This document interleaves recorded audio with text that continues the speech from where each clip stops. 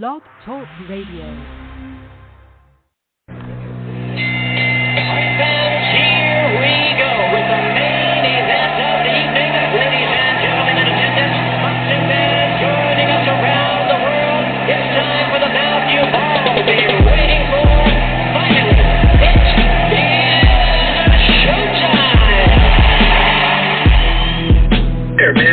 Dedicate our life to this sport. We do thousands of sit-ups in camp. We run hundreds of miles, for the ones that take it serious. And we just dedicate ourselves fully to our craft, man. We watch tape. We have attitude. We rooting, and we go into that fight to land on the line.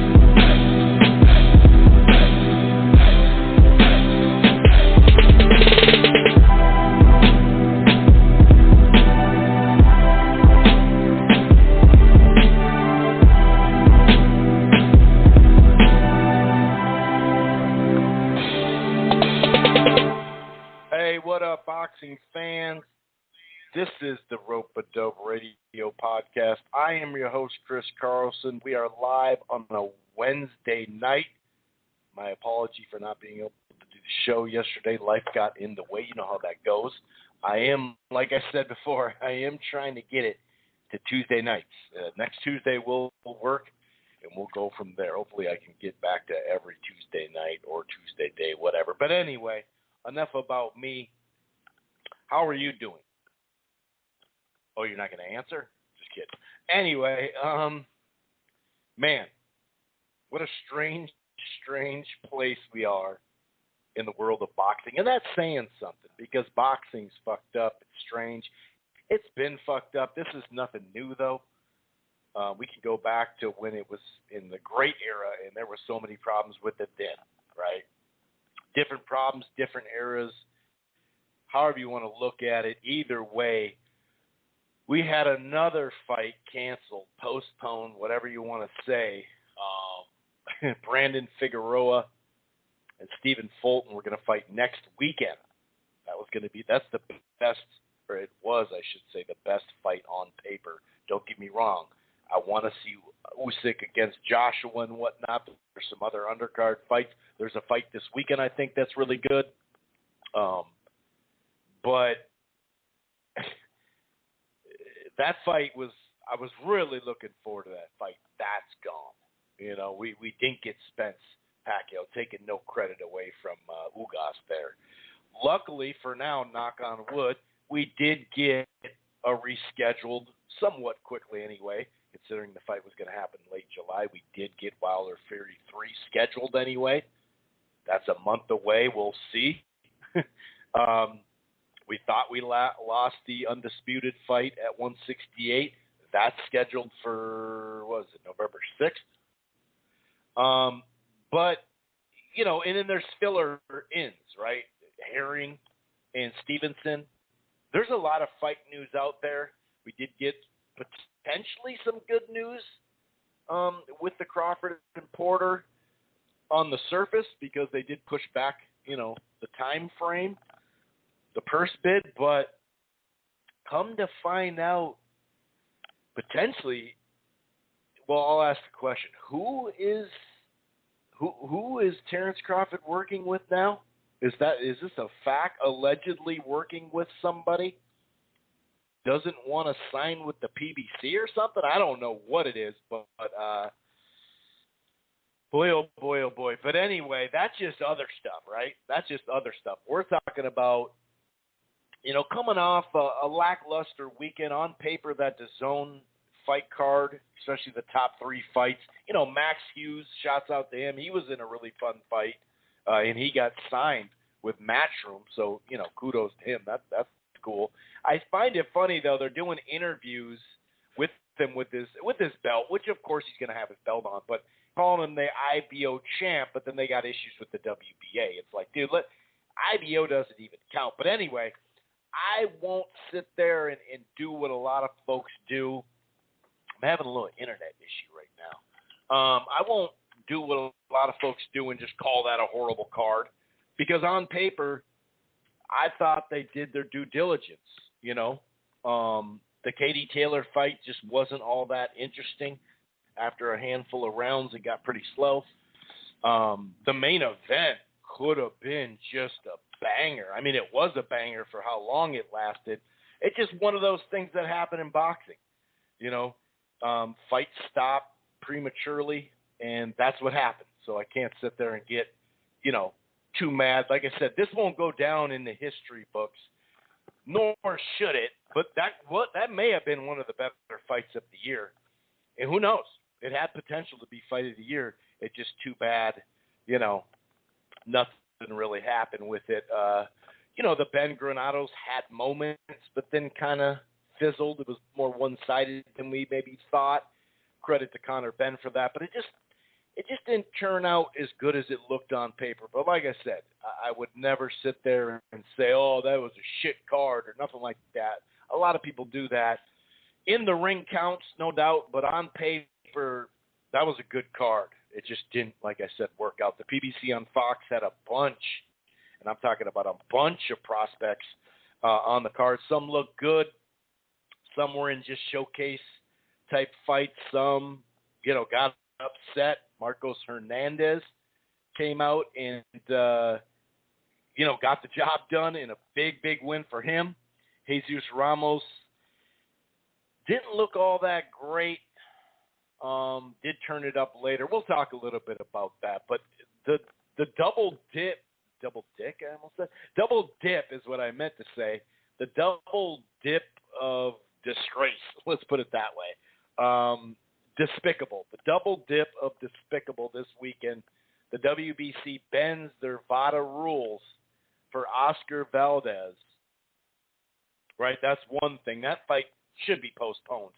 I'm not one that says, oh, throw the book at Oscar Valdez, lifetime ban or nothing like that. But the fight shouldn't happen now. There should be a thorough investigation. I'll give my thoughts on that here soon. I think it's pretty ridiculous overall that it's happening. It's not the worst.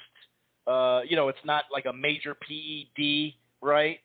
But still, there's rules. There's VADA rules, and it's WBC and VADA. That's what it's supposed to be. So I think that there should be a more in-depth investigation on it because, what happened to the tea? Wasn't it the tea that the herbal tea or whatever? Because we were even talking about that last week momentarily. It was the tea, and then that kind of just went away. It's like, well, what happened to the tea? What happened to the tea? And then obviously Oscar Valdez, Holyfield. Holyfield is fighting. He's fighting an exhibition on pay-per-view. Now, I guess you could sit there and say, well, luckily it got turned into an exhibition, That's, I hate to say positive, but hey, it's better than a real fight. Now, who he's fighting, what damage can he actually do to him? A lot of people are saying, well, when you're 58 and you're like a month away or something from being 59, things can happen, right? Things can happen, but it's 2-minute rounds, 8 rounds. I assume bigger gloves. I don't know. But it is an exhibition. So as far as health, I think that helps Holyfield. It's an exhibition. Once again, it's a late replacement exhibition on pay-per-view, right? And it was supposed to be Oscar De La Hoya. Some folks are asking the question if Oscar De La Hoya was scared.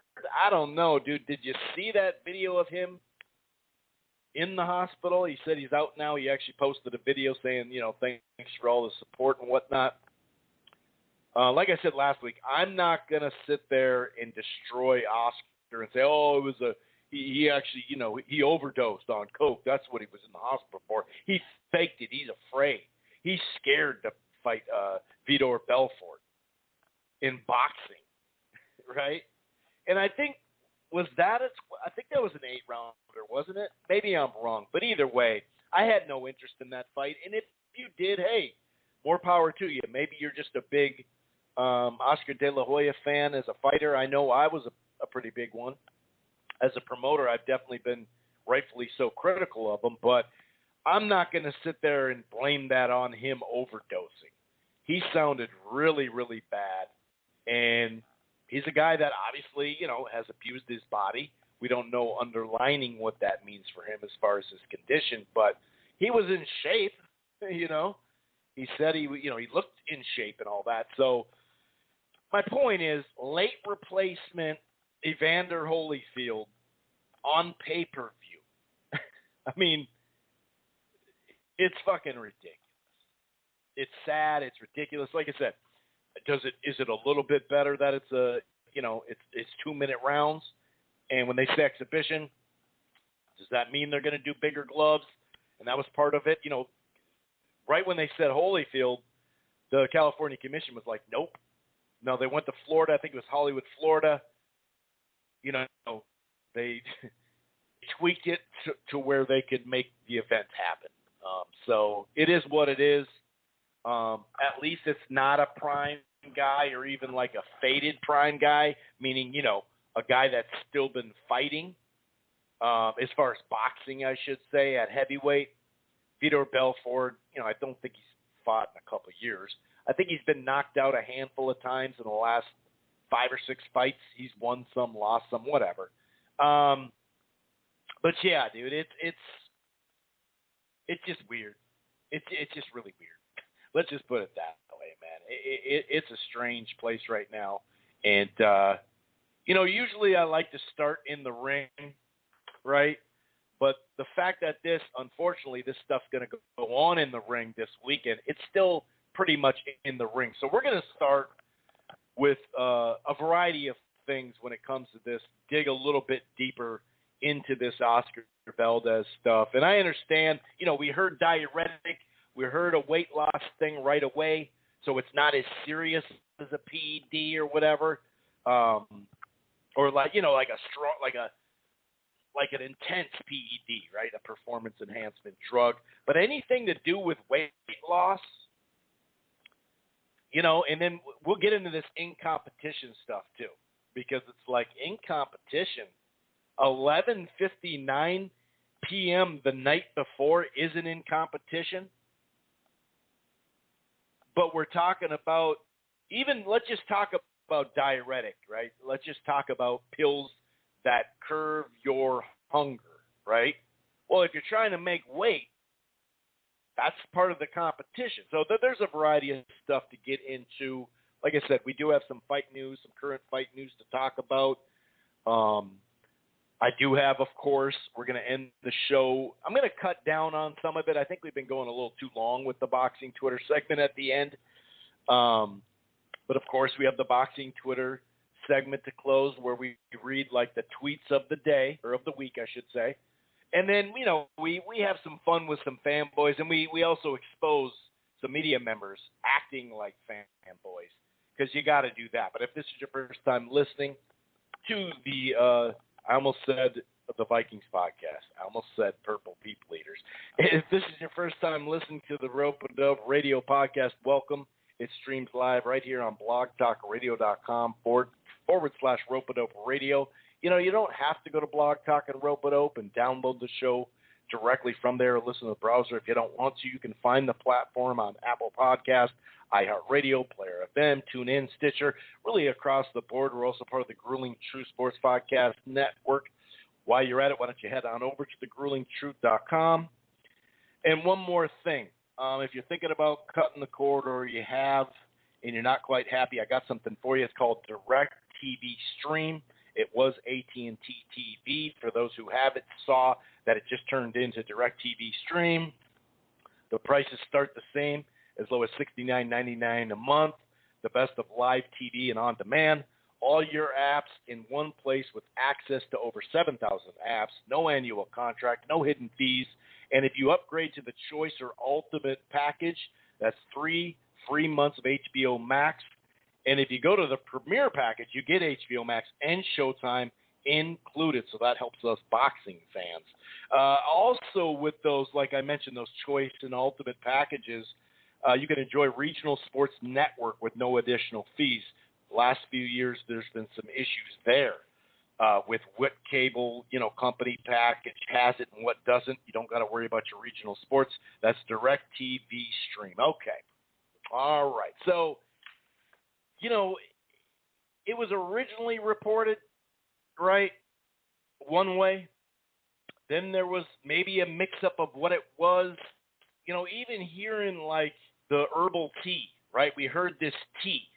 And part of the investigation should be checking out what's in the tea. I mean, if it comes out of your camp, potentially anyway, allegedly, coming out of your camp about tea, that substance is in the tea, or stimulate, whatever the hell it is in the tea, then we should investigate it.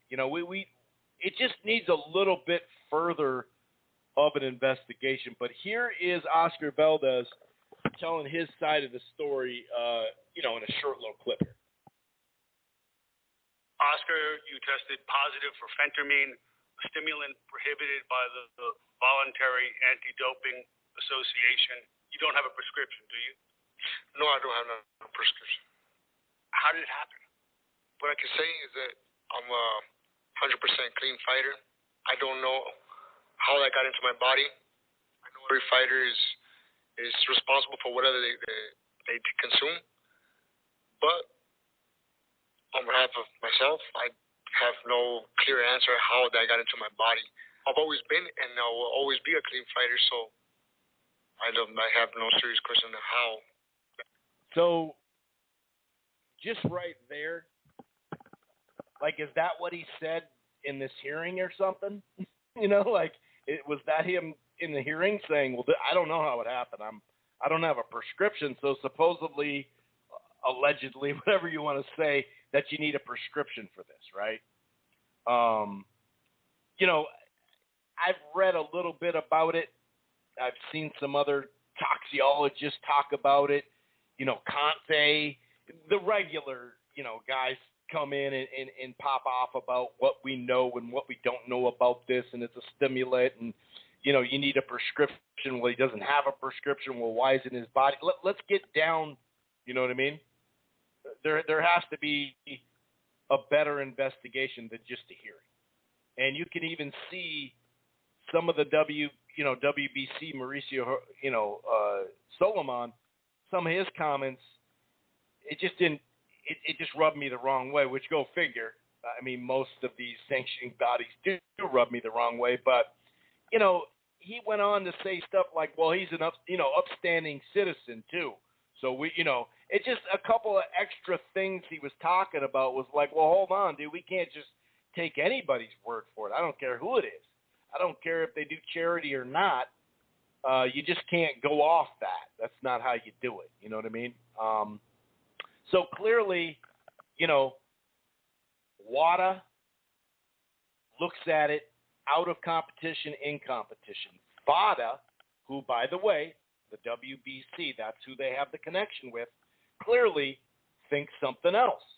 I get it. Like, different commissions are going to say it's okay, the fight must go on, it's not that big of a deal. Some are going to, are going to say no, like Billy Joe Saunders and his inhaler, that type of thing. But they clearly bent the VADA rules, and this isn't the first time they've done it. And here's the kicker. So they say, you know what? We forget VADA. We actually agree with WADA in this scenario. And, I don't know what's right or wrong in here. I just know the rule. Well, I don't know every rule, right? But there's just rules there. So we know VADA and WADA have a little bit different thought process when it comes to this stimulant, right, that you're supposed to allegedly have a medication for. So they just bent the rules a little bit, no big deal. But here's the kicker. They put him on a 12-month probation period, which we don't know. Does that mean he's going to get tested like he's in camp? I have doubts about that. I don't know. Is he going to get tested every week then for a year? I doubt it, but I don't know. Openly saying I don't know. I'd be surprised. That's my opinion. I'd be surprised if he got tested every week. But they put him on probation. right, for 12 months. And here's the kicker. If he has this in his system, out of competition or in competition, then he gets in trouble. Which is just like, well, hold on. You're letting them get away with this going off of what WADA says, and you're pointing to what WADA says. Okay, at least there's a point where, the original thing, WADA comes off of that. I get that, but to me it's like, so if it's not that bad, then why couldn't he have it in his system when he's out of camp? It's just so backwards to say, probation period, 12 months. He can't have it in his system for 12 months. What? Like, that just makes it worse. That just makes it worse to me, because then you're like, what are you talking about? All this shit is So yeah, I mean, without going into crazy detail, it just needed to be better investigated. They needed to analyze, look at his supplements that he takes and analyze it. The tea, analyze the tea for that stuff.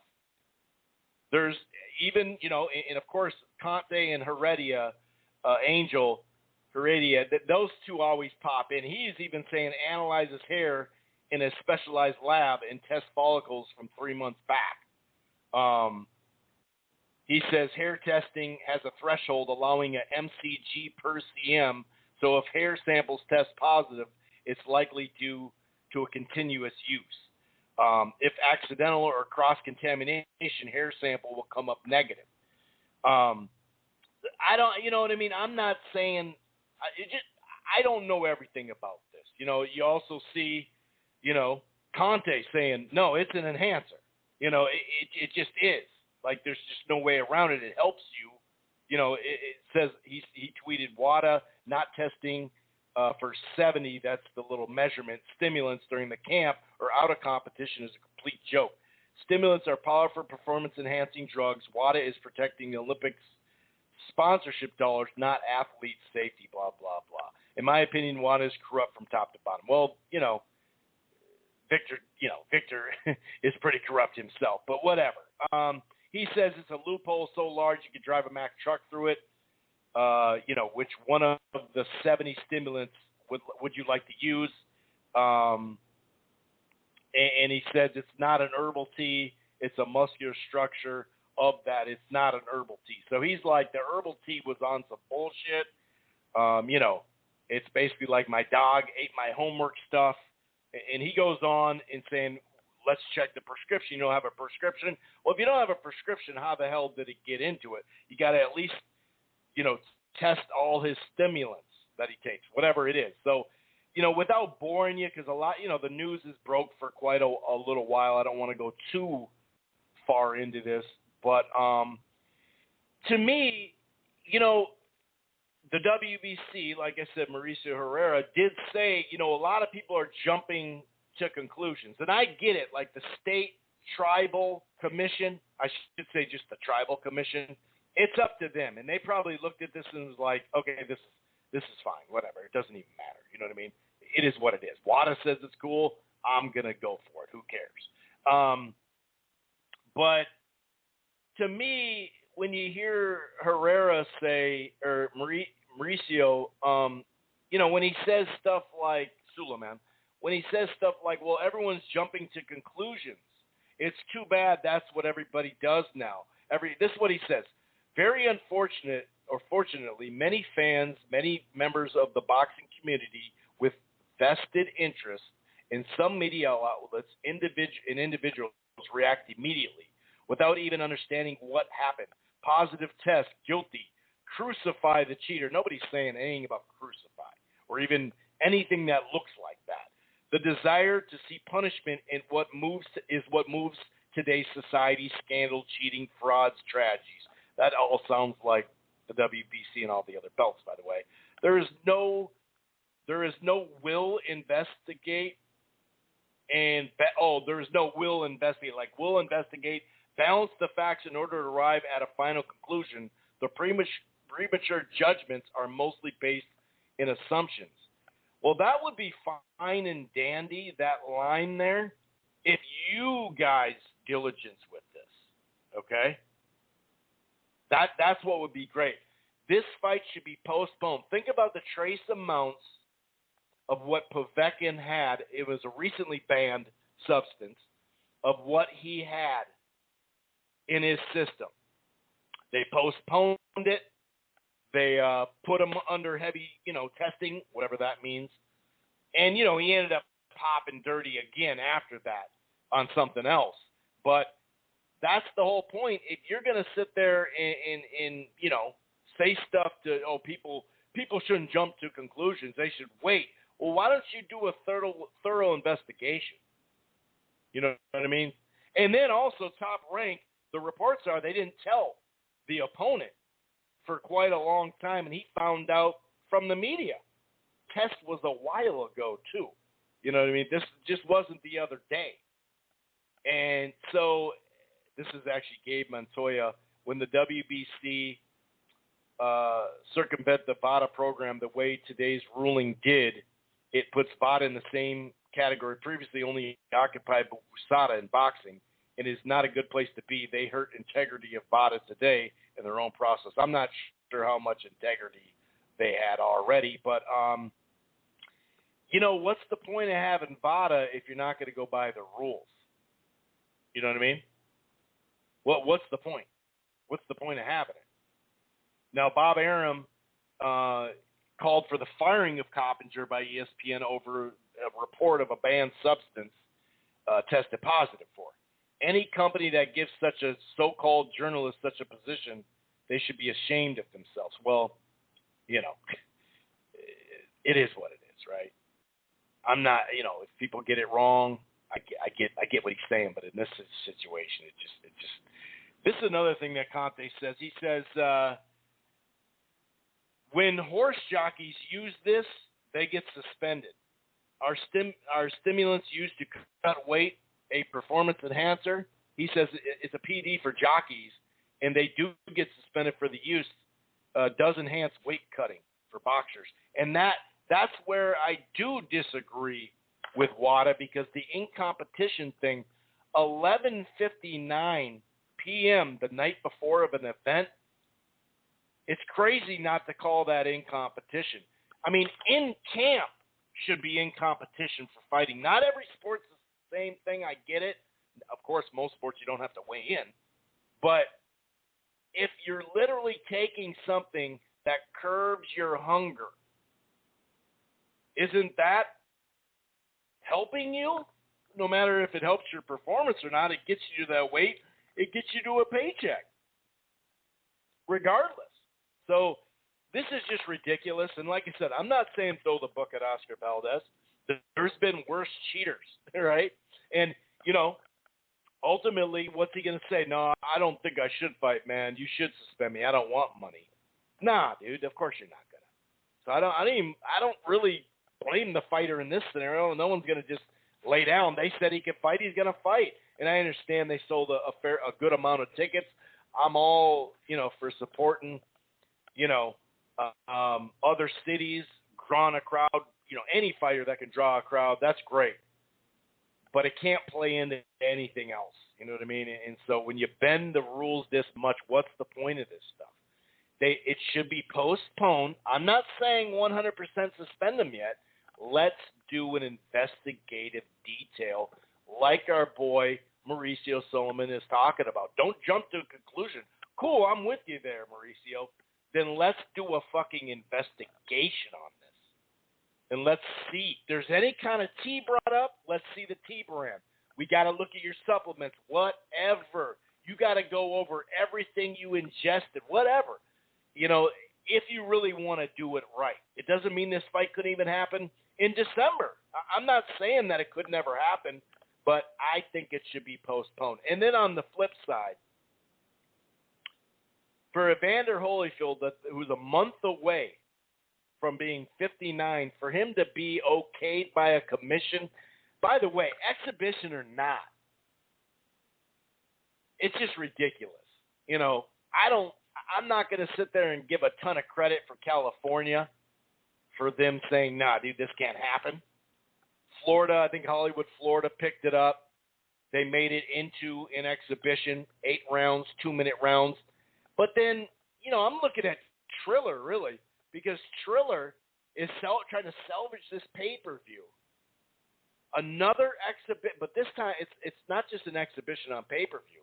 It's another exhibition on pay-per-view, but it's a late replacement. 58-year-old Holyfield, who's in shape, great. Did you see him throwing punches today? The guy can, I don't know. I saw him in an interview. He actually looked a little bit better talking. But listen to what I just said. How many times have you seen an interview in the last 15 years? Shit, even, to be honest with you, early 2000s, he was already slurring his speech. And then when, he's away from it for about 10 years now. So when you stop taking damage, sure, I think your health does improve a little bit. And, he sounded decent in an interview. But listen to what I'm talking about. We're seeing if the guy can put complete sentences together over and over and over again. Does he really need to get hit in the head? I don't know if there is a headgear or not. I just know the 8 rounds. Actually, someone sent me a tweet about some of the information. Let me look at it real quick. It just says, where the hell is it? Okay. I'm going to get you on here in just a second, John, just so you know. Someone sent me a tweet, but I must have accidentally deleted it or something. But anyway, it's 8 rounds. I don't know if it is headgear or not. And now Donald Trump is going to give some play-by-play. And this shit just gets sillier and sillier, dude. Like, boxing is in such a weird spot right now. And some of it is just in general. I'm not seeing any. I can't see the tweet that someone sent me. Okay, here it is. My bad. So, September 11th, Hollywood, Florida. 8 2-minute rounds. Triller looking for sanctioning as a pro fight, but they didn't get it. Yeah, that's all. And obviously Anderson Silva and Tito Ortiz. So we got Anderson Silva and Tito Ortiz. Is that straight up boxing? So are they boxing? So we got 2 faded MMA guys boxing. That's the co-feature. And then old ass Holyfield against Vitor Belfort. Speaking of PEDs, do we want to talk about that? It's just comical. It's just comical, and oh man, it's just ridiculous. Anyway, and like I said, notice how I didn't say Holyfield. Holyfield's a grown man, beyond grown man, right? He can do whatever he wants. I'm sure the money won't hurt. It's just funny how he literally trying to, he was he filed for arbitration. He had a file. This is from WorldBoxingNews.net a handful of days ago. Holyfield files arbitration demand against Triller. McBride also discussed it because remember that was the McBride and Holyfield was going to be on the Teofimo Lopez, which has a new date, by the way. So he was looking for his money. Hey, you guys promised me a fight. He was seeking what is believed to be more than $5 million he's owed for the fight, which Triller had already missed multiple delays to put on, according to the source. We know that Teofimo had some issues, and they were trying to force a decision out of Triller. They now have a spot that I'll get to later in the show. But Holyfield and McBride were originally scheduled to meet in an 8-round exhibition bout consisting of 2-minute rounds without headgear, by the way, just to do that. So all of a sudden there's an arbitration potentially breathing down their neck, and the next thing you know, boom, bang, we're good, dude. What? Nah, we're good. No, we're fine. Here's some money. It's bad, dude. I mean, this is bad. This is really bad. Let's see if there's any more. I'm about to bring in John here in just a second. So it's Thriller Fight Club Legends 2. Yeah, man. Yeah, they're boxing. Anderson Silva and Tito Ortiz are boxing. Why not just let them MMA, or does nobody want to see that either? Oh, boy. Oh, this is just funny. And, hey, if entertainment value adds up to watching Belfort in Holyfield, more power to you. But don't you ever rip a quality boxing pay-per-view then, because you have no leg to stand on. I'm not talking about Arreola Ruiz on pay-per-view or something like that. That's not what I'm talking about. I'm talking about a quality. You know how many people dogged the Charlos on pay-per-view when that was a good-ass card, and so many other ones. But anyway, I'm done with my rant. It is what it is. This weekend, we're going to talk about some weekend fights and all that. We're going to talk about, what happened over the weekend. We got fight news and all that good stuff. I just kind of had to get that stuff off my chest. I'm going to go ahead and bring in great boxing mind John to kind of pick his head at the current scenario going on this weekend. What's going on, John? How the hell are you, buddy? Hey, Chris, good to be here, and I'm ready to do more ranting because I think as we like to keep things in the ring as much as possible, there's just too much going on in boxing outside of the ring, too many things falling apart, and I think at this point it's just impossible to avoid the way things have been going to talk about these other things, especially if you've looked at anything, over the last month or so, especially. So I think there's still a lot of things like that to get into. And then, like, the most anticipated fight for me anyway is now off the September schedule too. It's like, no, like, it's just, man, it's crazy how, like, in 2020 in the summer, we kind of assumed there'd be a lot of COVID issues. Then it kind of curtailed. It kind of, whether that was just ESPN and others closing really well, it kind of went away minorly, It wasn't as intense as far as COVID delays and all that. But, man, this summer it has come back with a vengeance. And obviously the Delta's out there smiling, saying, oh, this is great, man. Act like I'm not here. But it's just mind-blowing how many cancellations, postpones we've had even in the last month or two. Let's start what will be in the ring, unfortunately, this weekend. And let's start with this whole WBC, VADA, WADA, Oscar Valdez thing, because we're not trying to just randomly throw Oscar Valdez under the bus. I get why he's fighting based off what the commission's going to say. It's their jurisdiction. I get that part. I totally get that part. It's really WBC and VADA that I have an issue, or not VADA, WBC I have an issue with. Although VADA could say, you know what, I don't want to be a part of this then anymore either. But you notice they're not doing that either. What are your thoughts? Well, I think I don't know, Chris. I think VADA's making a good point. Dr. Goodman, a neurologist, who basically got that started, and I think that they're standing their ground pretty well. What they've said, within the last day or two, and I think they're right, and you're right with what you're saying, but I think what VADA's coming back and saying, and they're right about this, let's face it, we know. There's no commission in the U.S. really or anywhere else for the most part, or the vast majority of them, that are out there doing regular drug testing, okay? So they're not doing that. Now, I know what you're saying, and you're right technically, and others are, when they're talking about, the Pasqua Tribal Commission is saying, well, we go with what the and this is hard for people to follow, understandably, but you read up enough about it, and that's where the legal background helps, just getting used to reading these types of things. And it's not your main area, but you know how to read these things, and you know how to interpret them and put it together. And, yeah, so basically you have the American, Association of Boxing Commissions uses WADA in general,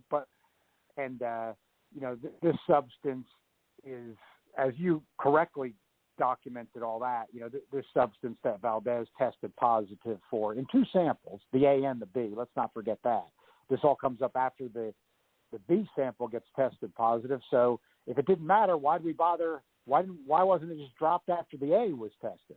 So, there's an inconsistency there, but then the commission ended up saying sort of, well, we go with the Association of American Boxing Commissions and their WADA, and WADA doesn't prohibit this substance that Valdez tested positive for out of competition, as you described already, so we don't have to go back into that. But WADA's saying, look, yeah, this is what these commissions, the American Boxing Commissions, are saying technically, but they don't do any drug testing. So, the only way was actually going to be. We're talking about real antibiotical, like PED stuff, not just cocaine or weed or anything.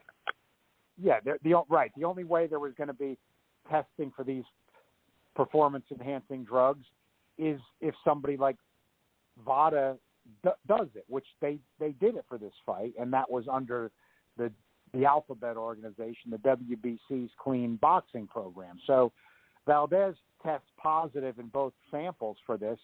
And, you brought these guys up, and I'd be the first to talk about their backgrounds, and you always have to wonder about credibility, and you got to double check. But I've got to say, Conte and Heredia, like you said, they always do check in on these types of things, and they did here. But if you look at the research, the actual, which I did on this because I like to go to the sources. Let's see what the real sources are saying. So, briefly checking the medical articles, and I'd say to anybody, because they do a lot of their articles are from the Mayo Clinic, Johns Hopkins. It's not that complicated. You can go on to WebMD, and look at lots of these issues. And I'm talking about those are articles from the Mayo Clinic, Johns Hopkins, things like that. And what I'm getting to is, at least on this issue with Valdez, especially Conte on this issue, what he's saying is true. I mean, that is true. You look at the research, you look at what the drug is. I mean, you got to have a prescription. Period. It's a prescription drug, right? And that's pretty what's key laughable. Right there. It's key because that's when you're getting into, and you saw some of this with Lance Armstrong. You've seen it with the Russians. It's not beating up on the Russians.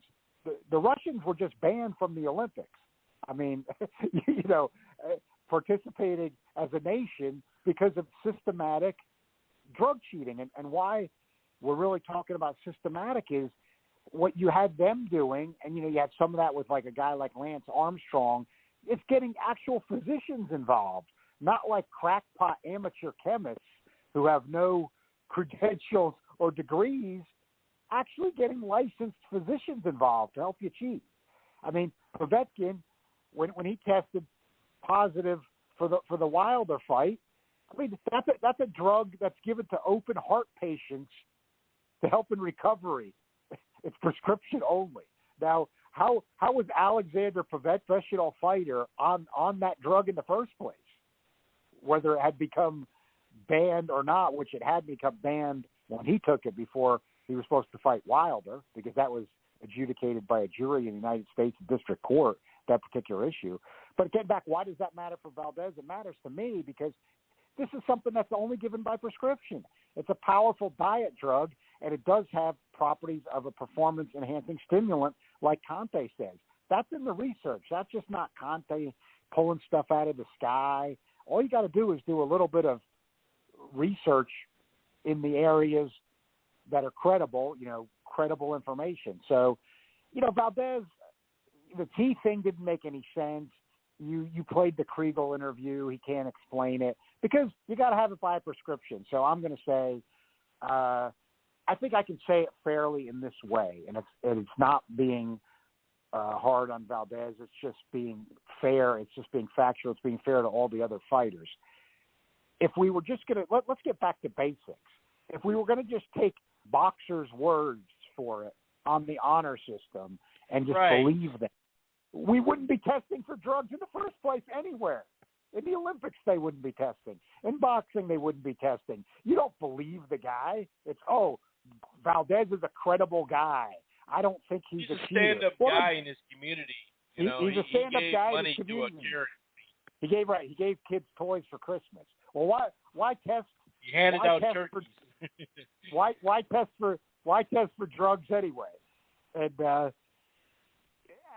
so obviously we test for drugs because we're not going to take people's word for it. So the idea that what Valdez says here matters really, to me, is kind of a joke. It really doesn't, and that's fair. It really doesn't matter what he says. That's why we test for drugs, because the drug tests don't lie. So he tested positive. It's a prescription drug. It's on the ban list of VADA. Obviously, he and his camp knew he was signed up for the VADA testing before the fight. So he shouldn't be fighting. To me, it's clear he should not be fighting. We can't go to the WADA standard and after the fact. So, okay, you can go technical, and as a lawyer, and you don't have to be a lawyer to understand it, but it's just a little easier to understand it as a lawyer, that's all. But everybody else can understand it too. So really hyper-technically, the commission only follows WADA, which is, what the American Association of Boxing commissions, that's what they've agreed upon. So they're saying they just went back to WADA, but then why they bothered having a hearing and, waiting on A and B sample, the people that have criticized them for that, they're right. That doesn't really make any sense, because what did you even care about this test really at the beginning? Okay, so they're going to say, well, we were going to see if it test anything in the WADA banned substances came up, but it was a VADA test agreed to by the WBC. So I hate to say it because I can't stand the sanctioning bodies. They don't belong. They're one of the many things that kill the sport, but frankly, one of the main things. But so then it leaves it up to the WBC. And of course, they failed in their obligation because there's just no excuse for what they're doing. None whatsoever. They had their supposed clean boxing program. It's administered by VADA. This is a banned substance by VADA in competition or at a competition. Valdez tested positive on the A and B sample. He should be not fighting in a WBC sanctioned fight this weekend, period. That's just obvious corruption by Suleiman, letting the fight go on. Can't be justified from them. Can't be justified from them at all. There's just no justification at all from them. So, but you can't put any credibility in them. Anybody that follows them, this is just, example 1001B, why you can't follow anything the sanctioning bodies say. So, it was up to them to do something because it was their testing program. They're not doing anything. But I think VADA makes a very good point, saying, look, these commissions aren't doing testing themselves. They don't have the money. They don't want to put in the money into it. They don't have it. They can't do it themselves and make it safe if you're going to try to have boxers getting into the ring not under the influence and benefits of performance-enhancing drugs. So the guy tested positive. VADA is doing the testing. It's a banned substance by VADA. The guy shouldn't be fighting. The commission should just step in and say, no, he's not fighting. But they're not doing that. The WBC is not doing anything. I do think it is a severe enough of an offense in these situations. Look, think of all it's like DUIs, if you study the research on that, people driving while intoxicated. I mean, when somebody gets caught, they've done it hundreds of times that they didn't get caught. All the research says that. So what I'm saying is it's not unfair to Oscar Valdez. It's not. It is literally like DUIs. There's a chance that somebody gets caught DUI the first time they've ever been drunk driving, and those chances are, virtually nil. It could theoretically happen, but it just doesn't happen. And then it's the same for if you have a second offense DUI and a third. That's the research. So what I'm saying is, if Valdez got caught this time, it's not unfair to him. It's just fact. It's very likely that he's been doing this and did not get caught. That, he was cycling off of it, and he missed his cycling off, and he got nailed. And like you pointed out, even though Mike Coppinger got the drug wrong at the beginning, which I agree is a big mistake, I am ready to give Coppinger a pass for that because he's done a great job on this because he stuck to his guns after that, even though he made the initial mistake. And he works for ESPN, who's broadcasting the fight. He was the primary person that exposed this with the way the WBC and the Commission act. If it weren't for Mike Coppinger and whoever his source was, because obviously we laugh about the sources, and rightfully so, because with most of these writers, including Coppinger, when they do it, it's a joke half the time, or more than half the time. But it wasn't a joke this time. In other words, the source leaked it. He got it, even though he works for the network. Yeah, they definitely got it.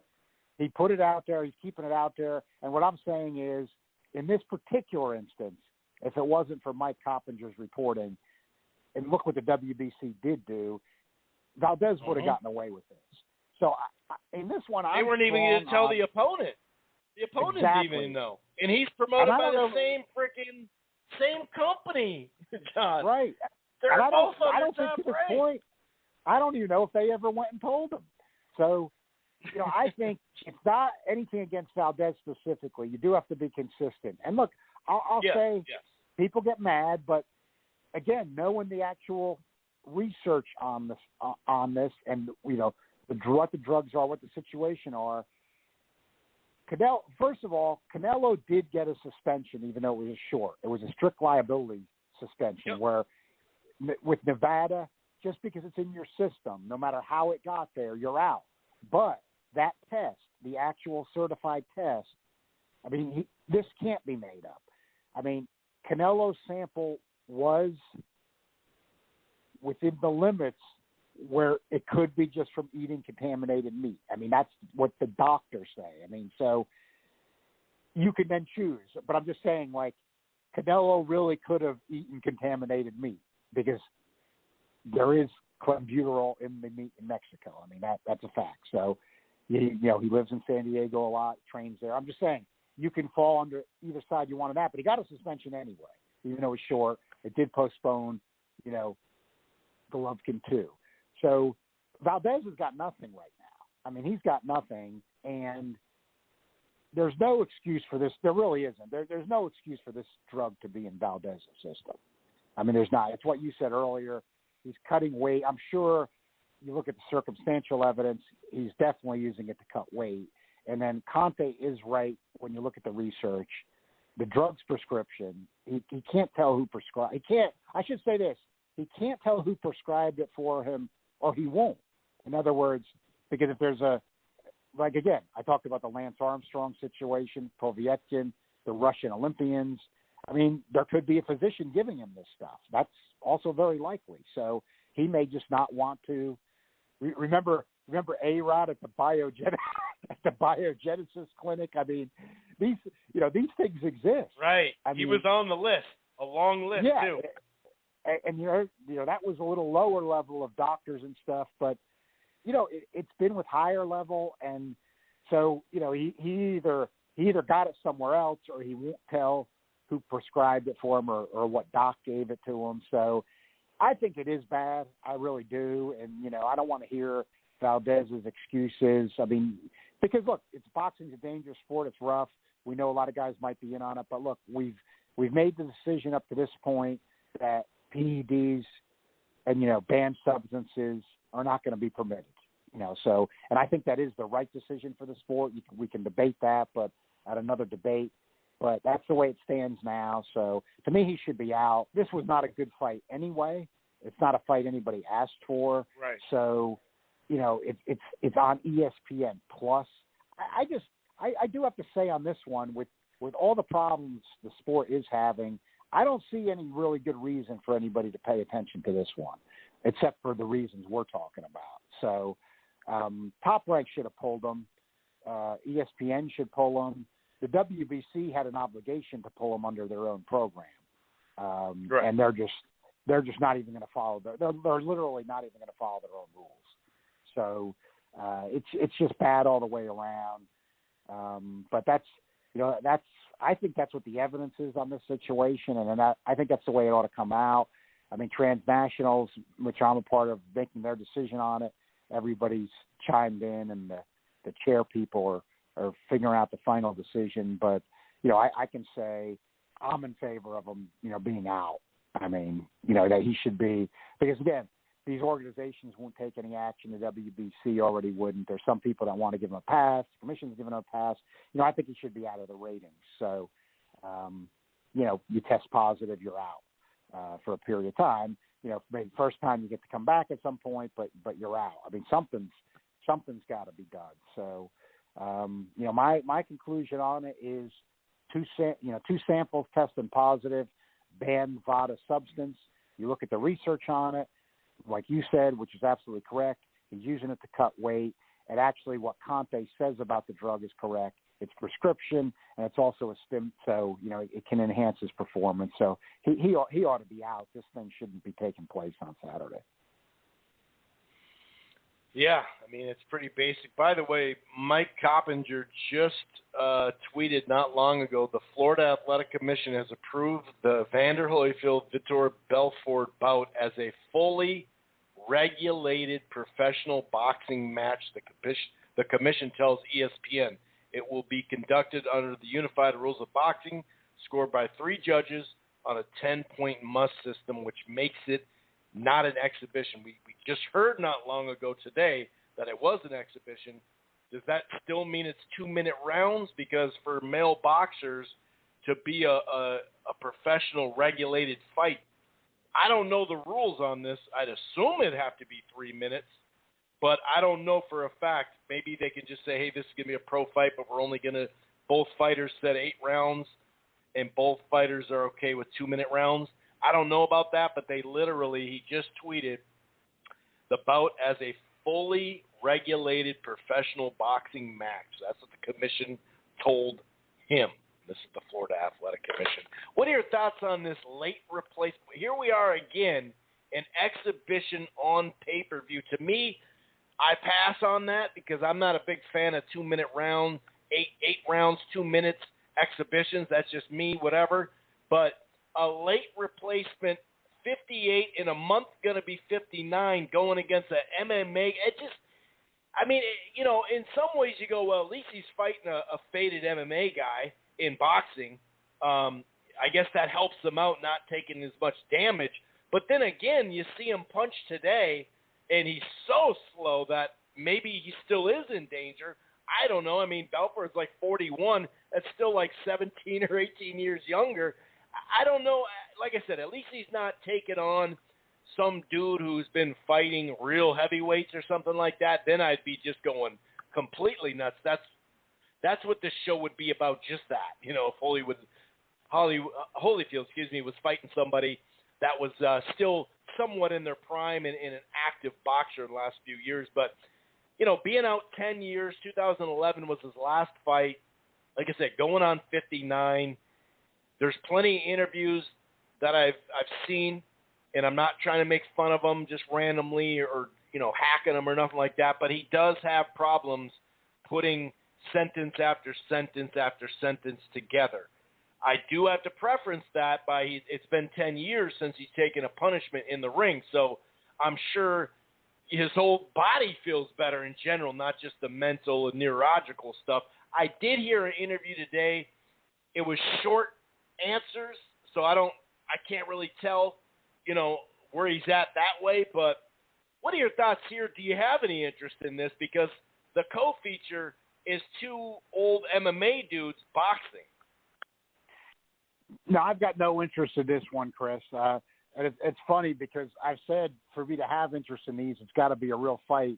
And I read the Mike Coppinger tweet right before I came on, and as they've moved it to Florida, they are making it a real fight. But this is insane. This is sick. A 58-year-old, almost 59-year-old Evander Holyfield should not be fighting in a real fight, even against Vitor Belfort.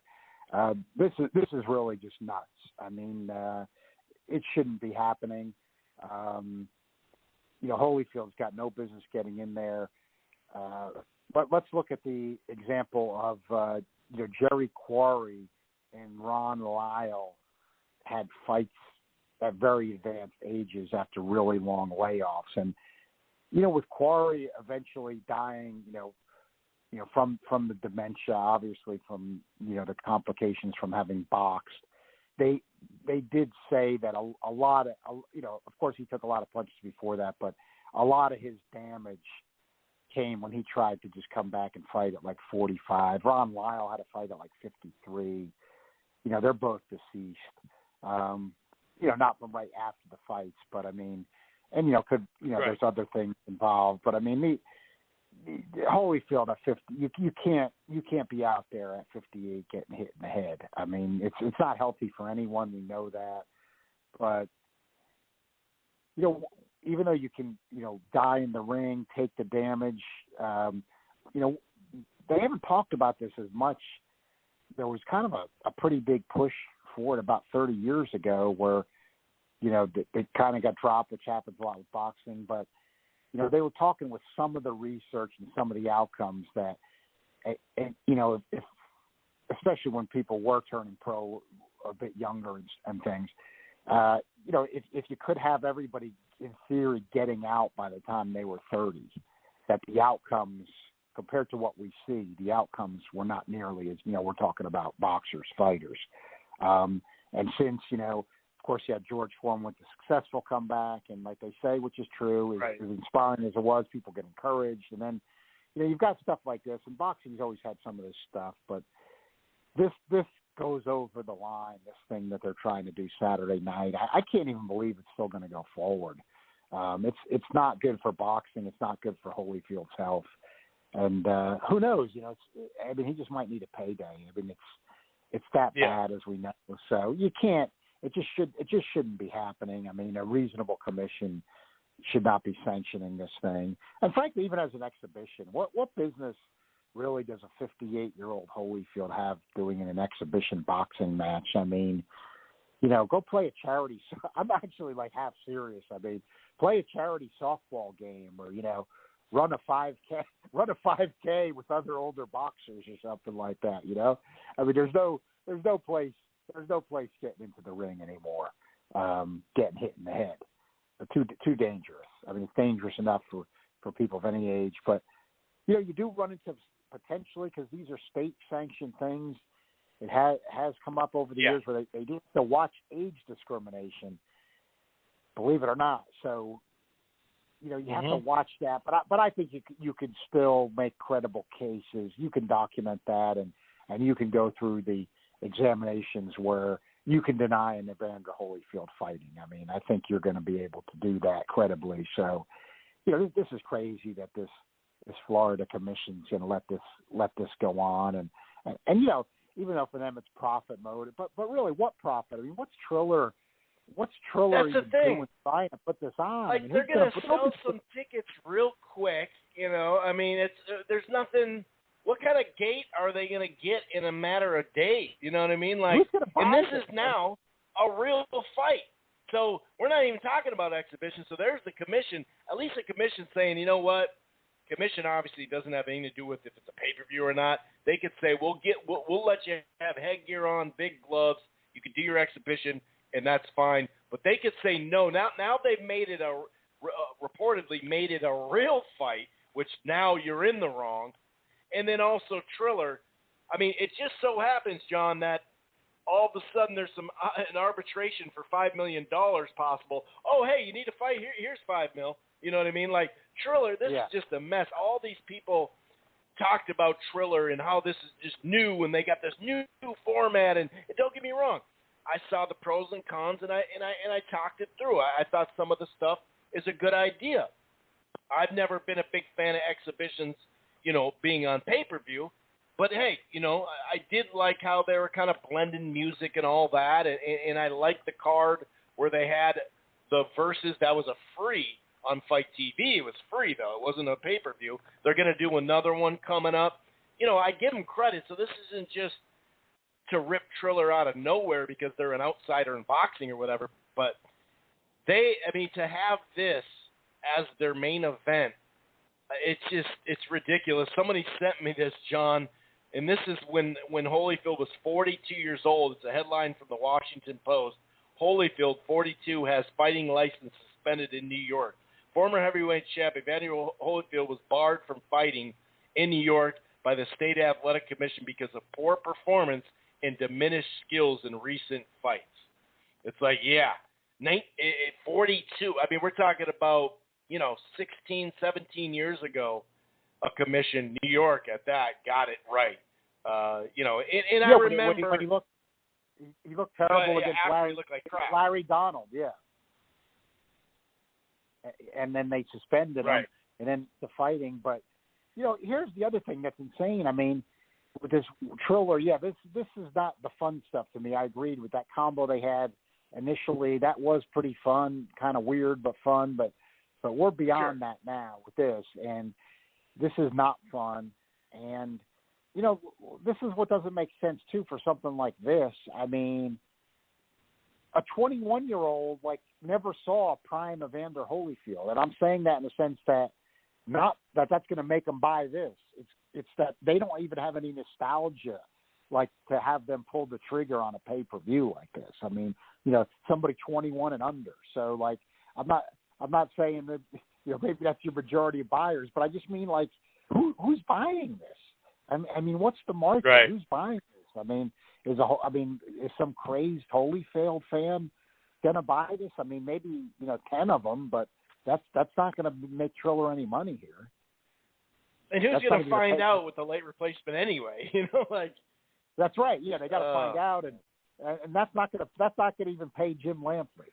I mean, they wouldn't even give enough pay-per-view buys to pay Jim Lampley on that. I mean, it's insane. And then I'm looking at this, Chris. This is how ludicrous it is. I'm seeing, they've got the Donald Trump commentary option now with Donald Trump and Donald Trump Jr. But then what struck me as even more absurd is you have a choice. You can listen to Donald Trump and Donald Trump Jr. But as bad as that is, I'm looking and I'm saying your other option is Jim Lampley and Sean Porter. And I'm thinking to myself, I would never pay for this one. But if I was going to pay for it, I'm going to want to hear serious boxing commentary when I'm watching this insanity. Not a Donald Trump fan at this point, but I mean, just why the hell would I buy this circus insanity and then say, let me listen to Jim Lampley and Sean Porter talk serious boxing? I mean, it's crazy. It's just ludicrous. It's insane. And I really want to hear what Jim Lampley has to say now. Some of the stuff he said, there would be no Trump if it wasn't Floyd Mayweather and all that. And he is the holier than thou. He comes across as this purist and all this stuff. Okay, first of all, you're doing an exhibition on pay-per-view, so you're robbing the fans right there. You're part of that. You got hired doing that. And second of all, now, what are you going to say? I hope he doesn't bite his tongue and this is his last time doing it, because we're going to hear that too, or we're going to see that on Twitter. Oh, one more time to hear Lampley. Yeah, one more time to hear Lampley. This is really something. You're going to buy it for Lampley? We could sit there and listen to Lampley all day long. There's so much, archives of him. For him to be talking about blaming Mayweather for Trump, I want to hear what he has to say now, John. Yeah, I mean, he's talking about other things being a joke, and he's blaming Mayweather for Trump. Yep. Now he's doing a Holyfield at age 58 against Vitor Belfort with a commentary by Donald scandal waiting to happen. Yeah. Yeah. With Trump on the special vocal. commentary by Trump and Trump Jr. I mean, what's Trump Jr. going to say about it? I mean, it's just this is just insane. Yeah, I mean, this is insane. It's not even the funny circus entertaining insane. Yeah. This is it's not insane. slap boxing. It's not slapping each other. It's not Snoop talking about weed. This is just something totally different. It's not even the Jake Paul spectacle. I mean, it's right. This is just sad. It's not. And I don't care. I mean, every once in a while you get something that gets a little bit entertaining, like a Jake Paul or something else like that. But this is just not. This is not fun. This is not entertaining. This is just sad. I mean, this is just sad. I mean, Holyfield, you're fighting an MMA guy, a boxing match at age 58. It's on short notice, like you're saying. This is crazy. A lot of stuff in boxing is just going really bad. I mean, and this is just some of it. You know, we also had the Estrada. I don't know if you saw it right before you came on, Chris. The Estrada Chocolatito 3 is now off as well. So, you know, you've already got Figueroa and Fulton off. Yep. You've got Was that COVID off. too? Was that Chocolatito got COVID? Right before Chocolatito got COVID, people were tweeting that Estrada wanted more money and left camp. And I'm not a conspiracy theorist, but you do have to start wondering just a little bit. Even though COVID is breaking out in the Delta variant, and I take it seriously, you got to go on the science. But still, it was tweeted before that Estrada. Well, this saying, fight's been made for so long too. You know, it's right. like, oh, this thing's made. Oh, it's done. It's in the. We're just waiting. Yeah. We're just waiting for the right date. You know, and all of a sudden, not forget it. No, that Estrada said, I'm not getting enough money. And then all of a sudden, about an hour later, the Chocolatito COVID stories from credible sources are coming out. So, I mean, I'm even really at this point, I'm not a conspiracy theorist, but I don't know. Something feels wrong. I mean, I'll just say that. Right. COVID is breaking out, but something doesn't feel right, and we don't have the reports here. It's not conspiracy to say. I don't know if these guys are, you know, did they fail tests? This isn't even being reported anymore. You know, we're just hearing, oh, Figueroa's got COVID, he's out. Chocolatito's got COVID, he's out. You know, with the Fury, even though Fury's got a bad history, they were at least being a little more detailed on the reports. But now we're not even like getting reports now, like, you know, that the guy took a test and he didn't pass it, or, you know, he had to go to the hospital or not go to the hospital. How sick is he? Right. Right. Well, and we had the Teofimo Lopez with the Cambosos, and we're just not – these are ones we're not getting reports because then, like you said, you know, he was cited on vacation. I'm not saying he couldn't have had it, but it's just – right. And then Fury was on vacation. How the hell did he go to Italy when he's got COVID? Yeah. You know, like, how's that work?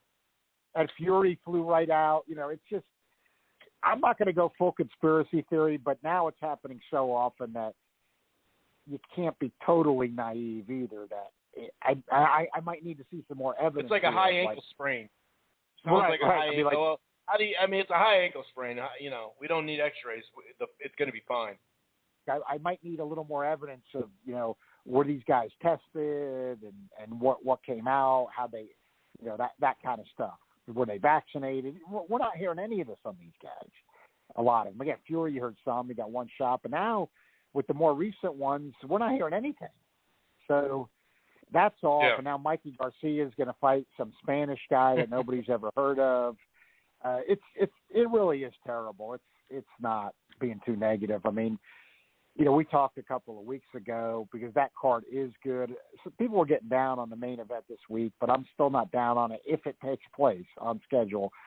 I mean, for me now, it's really, I mean, I like Joshua Usyk as a fight, but that card sucks. I mean, let's just say it. That card it's really bad. I mean, it's awful. So it's so bad that, you know, because boxing, that is the nature of boxing. You never quite know what's going to happen in the main event, and a fight can end at any time or play out in different ways. You know, you're down to one fight with the Joshua Usyk that you're waiting for then. The Fury Wilder 3's got a great card, one of the best cards for a long time, and, you know, with the focus on the heavyweights, but it's got to come off. But really, for me, there's not much else. I mean, Canelo Plant's intriguing, but, you know, Plant is coming in a little underexperienced from where he probably should in this fight. That I just got to say. I mean, I believe the guy's got talent, but there is some legit criticism there that, you know, he may have just let it stagnate by, you know, he got the payday and, you know, from a business perspective, you can't blame him. And to get this opportunity, a lot of other guys want it. And others have waited for it too till they got it. But, you know, he's a little short on experience. So I'm interested in the fight, but again, you know, you don't give me a real good undercard on that one. I'm not saying I'm not watching, but I mean, I'm not feeling great about, you know, what my night might turn out like. So we've got the Fury Wilder 3 card, but in certain ways, the only really one night we've got that looks really solid, like you've got to get something good out of it. But everything else is turning into a disaster. Dropping like flies, all sorts of stuff. Let's get into the ring a little bit. We'll talk about this weekend in a second. As far as some of the fights that do stand out, I think that Jonah Carroll and Andy Vences is a good fight. That's probably the most evenly matched fight. But real quick from last weekend, that DAZN card on paper looked like it was interesting.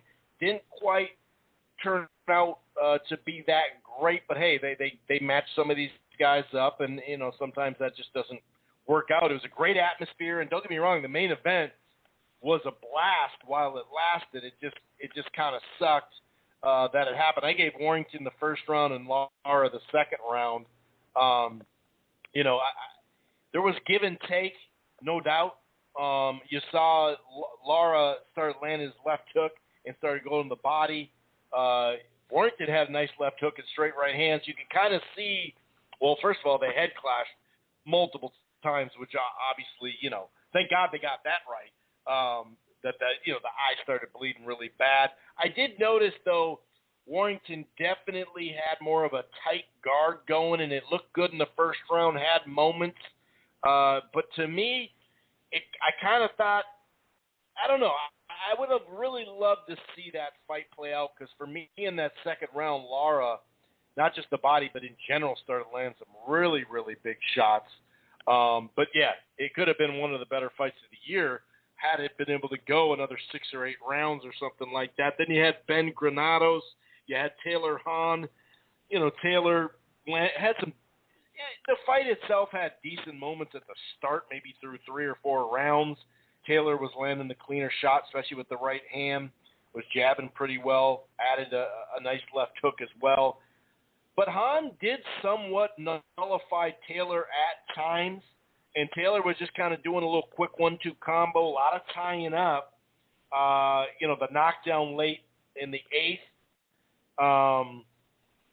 It just kind of fell flat on its face. Granados, actually, I gave him the second round. He landed, he was kind of inside and outside, but he landed a really nice uppercut in the exchange, although Ben got him back with a right hand late. But Ben, for the most part, took over. He was missing a lot of shots, a fair amount of shots, but he did, you know, the hard right hands, the left hooks, kind of a roundhouse left hook and right hand. But once the 4th and 5th round came around, the 5th round was actually pretty close, but Granados started moving at a pace that was just like, where are you going, dude? He was just running on the in defensive mode, running so much, and then you just had Ben chasing, not really cutting off the ring. The pace kind of slowed. The fight just got really mediocre. Granados was raising his hand, John, like he was winning the fight. And at the end, once again, saying, I won this fight. I only can, you know, be competitive when I brawl. He didn't say this, but he said this before lately that, you know, I can only be competitive now when I brawl. I remember Rosado saying this too, like they won't see me as a boxer, so they're, you know, screwing me or whatever. To me, him raising his hands and acting like he won, it was like, dude, you only won like 2 rounds. So that kind of, you know, a decent performance by Ben. What do you think of the DAZN card in general? You know, Ebony Bridges had a really tough fight for the Ali for women's boxing, whoever tweeted that not long ago. Super long ring walks, by the way, but a great atmosphere, I got to say. But what'd you think of, say, the top 3 fights? That Max Hughes fight was really fun. Good win for him. But Ben Granados, Taylor Hahn, and Lara and Warrington, which, like I said, seemed like it was going to be just another barn burner, but it got cut short. Well, you know, Hearns probably. I think Hearns reached a point where, in terms of creating these atmospheres, he has taken the lead over the other promoters. He's got a knack for creating these atmospheres. And I thought he did a great job on this one. He's done that well a lot in recent years, and he did it again. I like the Warrington-Lara 2 matchup in terms of, you know, Hearns got these rematch clause when his guy, so to speak, loses. So, you know, we're getting all these rematches. But, you know, others do it at times too, let's face it.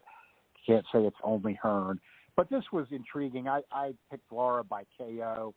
I thought, like you did, Warrington did come out pretty well in the first round, doing what I figured he'd try to do, box more. But you could see, to me, you could see in the second round already, Lara was going to catch up to him.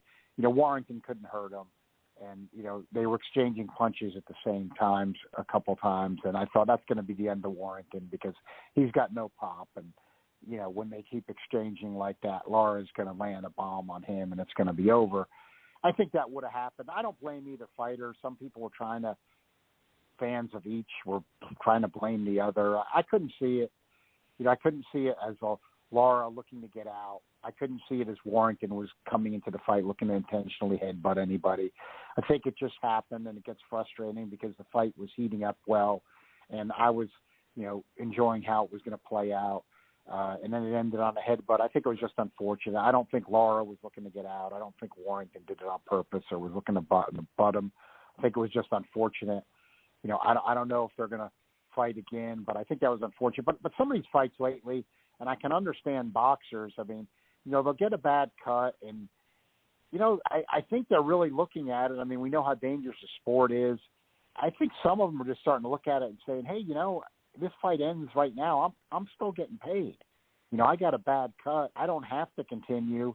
You know, if the doctor's going to stop it, you know, I tell the doctor I can't see, and you know, I'll get my payday, and I don't have to fight with a cut. I mean, you know, as a human being, you can understand it. You know, from years of watching boxing, you know, it was kind of almost like an unwritten rule that, you know, you were going to go on and try to win the fight anyway, and people were there to watch this fight, and you were at a disadvantage, but you're going to continue.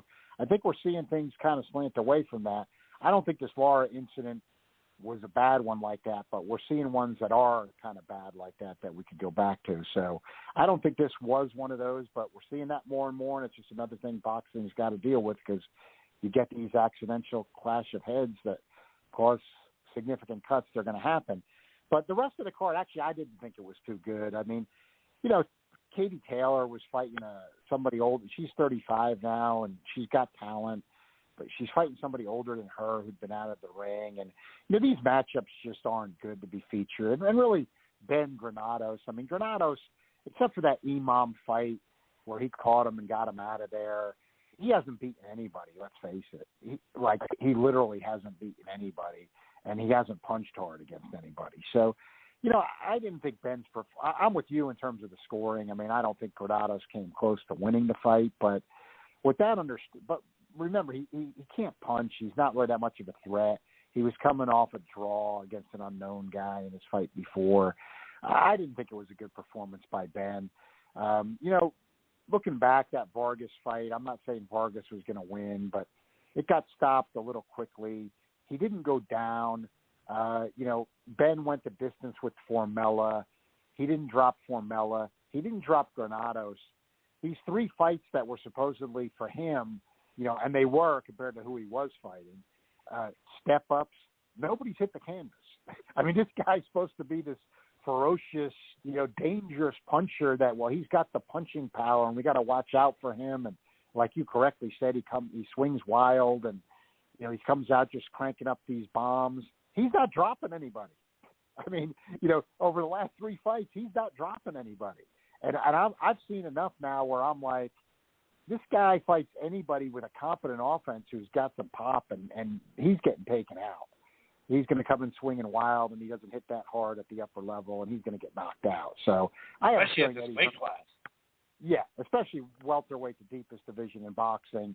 So to me, he can't make the legit top 10 in this division, especially, you know, in a weaker division, maybe he sneaks in there, but not in this one because it's too strong. So, you know, Hearn's going to have to keep putting him in with guys who can't punch. But, you know, again, nowadays, with all these crazy alphabet belts and the crazy politics with everybody's a champion, some kind of title, you can't say a guy like him can't pick up an alphabet belt. But what you've got to do is put it in perspective. It doesn't mean anything. I mean, I've seen enough that, like what I'm going to say, whether we're looking back in 1 year, 5 years, or whatever, I don't want to hear he became WBA regular champ or WBC interim, or he beat some nobody for a WBC title down the road that was vacant or something, that he got the fight because of politics, and then people say, well, he won a world title. I don't want to hear that kind of bullcrap anymore. I mean, this guy, in terms of making an impact, in terms of beating significant opponents, he's not going to do it. I mean, I've seen enough. I agree with people who say he went farther than he was expected to. He was just the Campbell Hatton type of a non-prospect. And I think that was all true. The guy did get better. Sure. And I'll even go farther that at this level, like maybe he gets to a point, Hearn's got Avanesian, and some people say, well, he should fight Avanesian, and I don't think Hearn wants to make that yet. I don't think Avanesian's that great, but I agree. But, Hearn's probably hesitant. But, is there a day where maybe Conor Benn could beat an Avanesian? Maybe.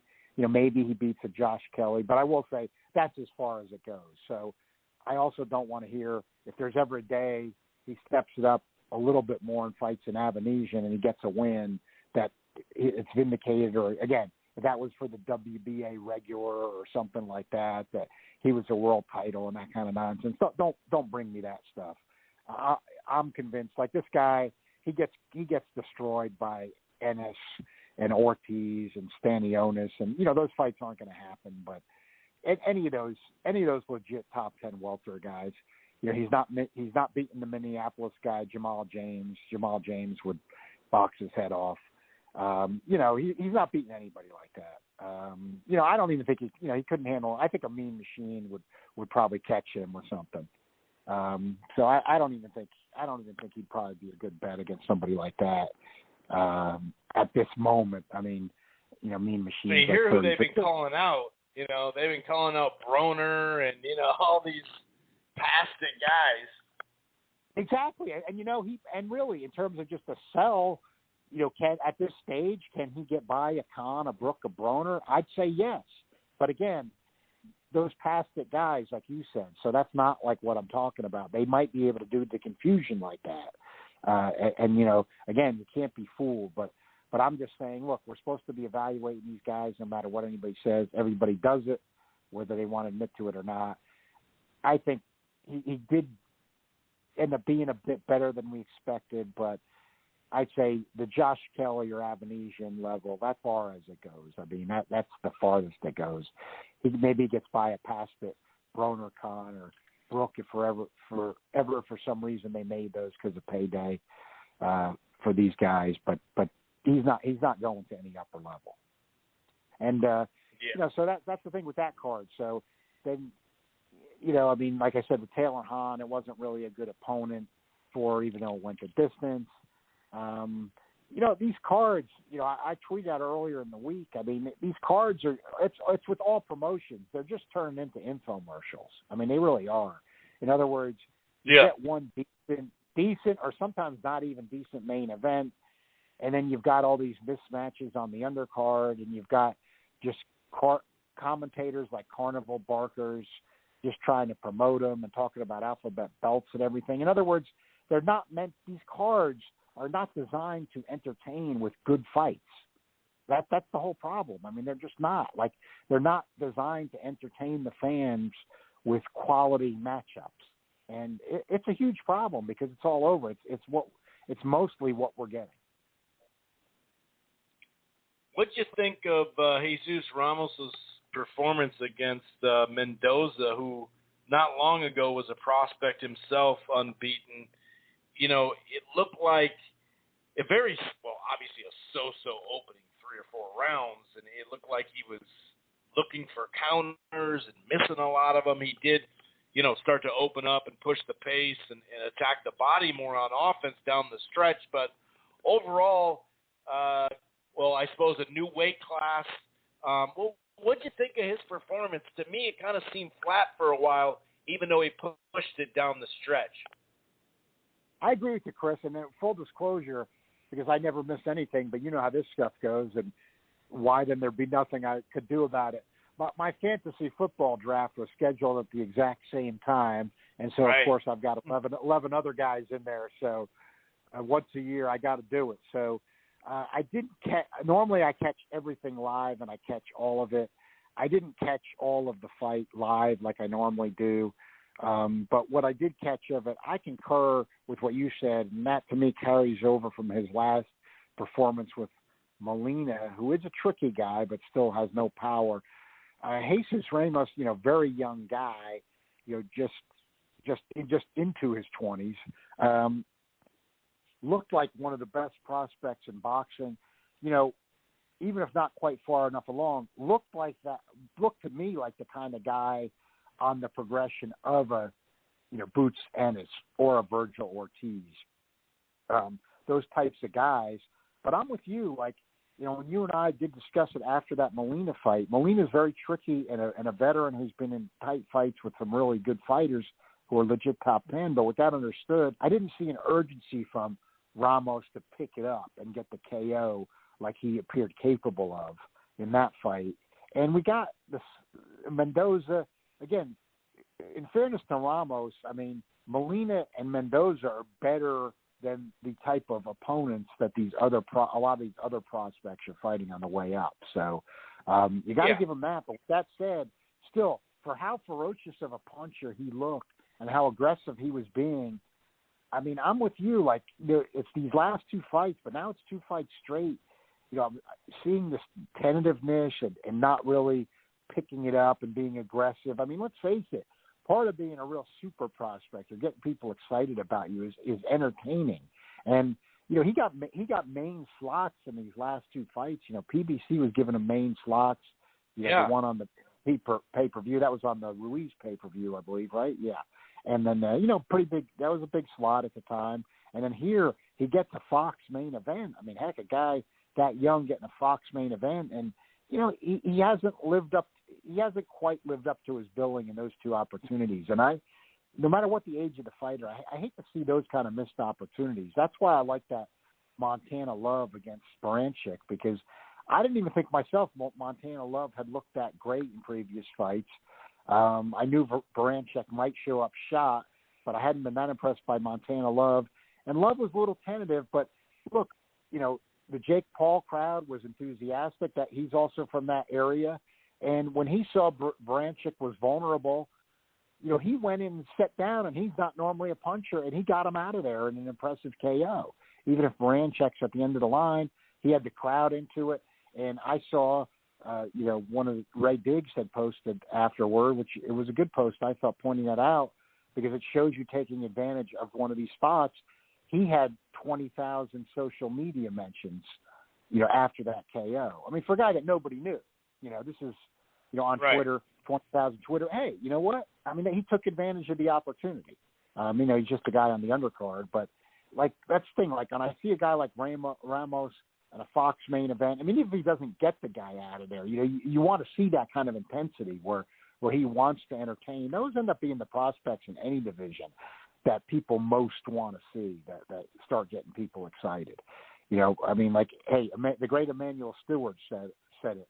So you always feel like that's meaningful. He said the fans want knockouts, and you'd even heard him scream at Vlad Klitschko in fights, trying to get him to pick it up and become more entertaining and market himself better.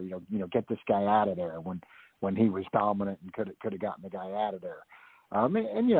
We've seen him do it with other fighters. We saw him do it with Lennox Lewis against Tyson, saying, get this guy out of here now. Didn't see that from Ramos in the last two fights, and for me, it was a bit disappointing. Yeah, definitely. As far as this weekend, we've talked about a couple of the fights, obviously. Looking at it just kind of on ProBoxingOdds.com, which is a great site because it kind of puts it all in there. There's some names, Tony Yoka and Hrgovic, and, some names out there who are fighting, obviously Oscar Valdez in that Triller card. But a couple of things that I have my eye on, one for sure, well, there's a couple. The Angel Acosta Junto Nakatani fight, I'm really looking forward to. I think action-wise, I favor Nakatani, but I think action-wise, that'll be interesting. I want to see another step in Gabriel Flores Jr.'s career going against Luis Alberto Lopez, who actually recently got a win over Venez, I think, if I remember correctly.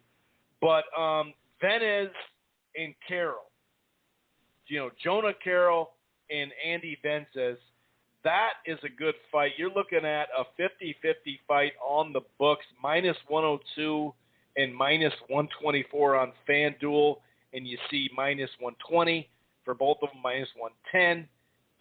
So to me, that's a good fight. That's an interesting fight. Anything that kind of stands out to you? Are you looking forward to one of these? Like I said, I think that Costa Nakatani could be the fight of the weekend as far as just a brawl. But I am interested to see what Gabriel Flores Jr., what he looks like. You know what I mean? Because he is a prospect with a name, but with no power. Yeah, right. For me personally, it's just Gabe Flores, like you said, because the guy, I think in a way the guy's getting underrated. I'm with you. It was because he wasn't showing power, but to me, I mean, really, there's things I see the guy doing that remind me of Roy Jones. I mean, I've seen it a few times that I'm like, I don't want to get carried away, but I see it. That part just kept me interested, and now he's gotten a couple of knockouts, and I mean big knockouts. So, from what I saw early, where to me, I saw Roy Jones type skills from the guy. I mean, the guy just doesn't lose any rounds, and that's what Roy Jones was known for in his prime. I mean, just cruising along, and not only is he winning the fights, he's not even losing any rounds. And we know some of the most difficult the guys start making their name that way. And of course, Floyd Mayweather was like that. I see that in Flores, but he was getting painfully boring with the not knocking anybody out and showing power. But then it's almost like the light bulb went off, and he started going after guys more with the power and getting, even got a one-punch KO that was for real. And I don't think it's fluky. It looked like he did what he needed to do, and that's what you love to see. So that's what I'm interested in. With him, I do want to see if he can keep knocking people out because he needs that entertainment factor. But in terms of the skill factor, I see some Roy Jones type qualities in him, and I think the skill's there. I mean, he's only 21 years old himself. So I think the skill and talent there, for him, it's how entertaining is the guy going to be. If he can keep being entertaining, I think Top Rank really has no excuse to not give the guy more of a billing, really, as a prospect and getting that name out there, get him in some feature spots. So that interests me some. Like Carroll and Vences, I mean, Vences isn't going anywhere. Neither guy's going anywhere, and Carroll can't punch. He ended it for Scott Quigg, but that was the exception with him. He's a complete non-puncher normally, and those kind of guys don't intrigue me unless you match him up against a ferocious puncher who's good at delivering his power, and then that makes enough suspense where you got the non-puncher in trying to survive and find a way to win against a guy that's just trying to take his head off and can end it with one punch. But that's not here, so that's where like the one guy Hearn's been showing. It is worth mentioning because I do think these are the problems. That McKisson that Hearn is trying to build up. I mean, the guy's a welterweight with 1 KO and 21 wins. I mean, what are we doing? What the hell are we doing? When you have 1 KO and 21 wins, I got news for you. You're not a prospect. I don't care that you're undefeated. You are not a prospect. You're deficient. You're not a prospect. So, and I doubt you're Willie Pep either. I'm guessing right, you're exactly. not Willie Pep. Yeah, exactly. I mean, these guys are not Willie Pep. So, I mean, I don't think McKisson's going to be Willie Pep. So, that kind of stuff is part of what I'm talking about with these deficient undercards. But, yeah, I like what Gabe Flores showed me the potential early. I was frustrated with the lack of power and the lack of entertainment, but the skill was there, and now he's been showing some power. Yeah, he's been showing some power, so he is intriguing because I do see in him a guy talent-wise who he might he might have the talent to really be one of the guys at the top of the divisions he ends up fighting in. Yeah, there's no doubt about it. Any last words that you forgot to talk about or something random or anything like that, sir? Yeah, Chris, I'll try to keep it brief, but it doesn't seem like it ties in, but for me it does.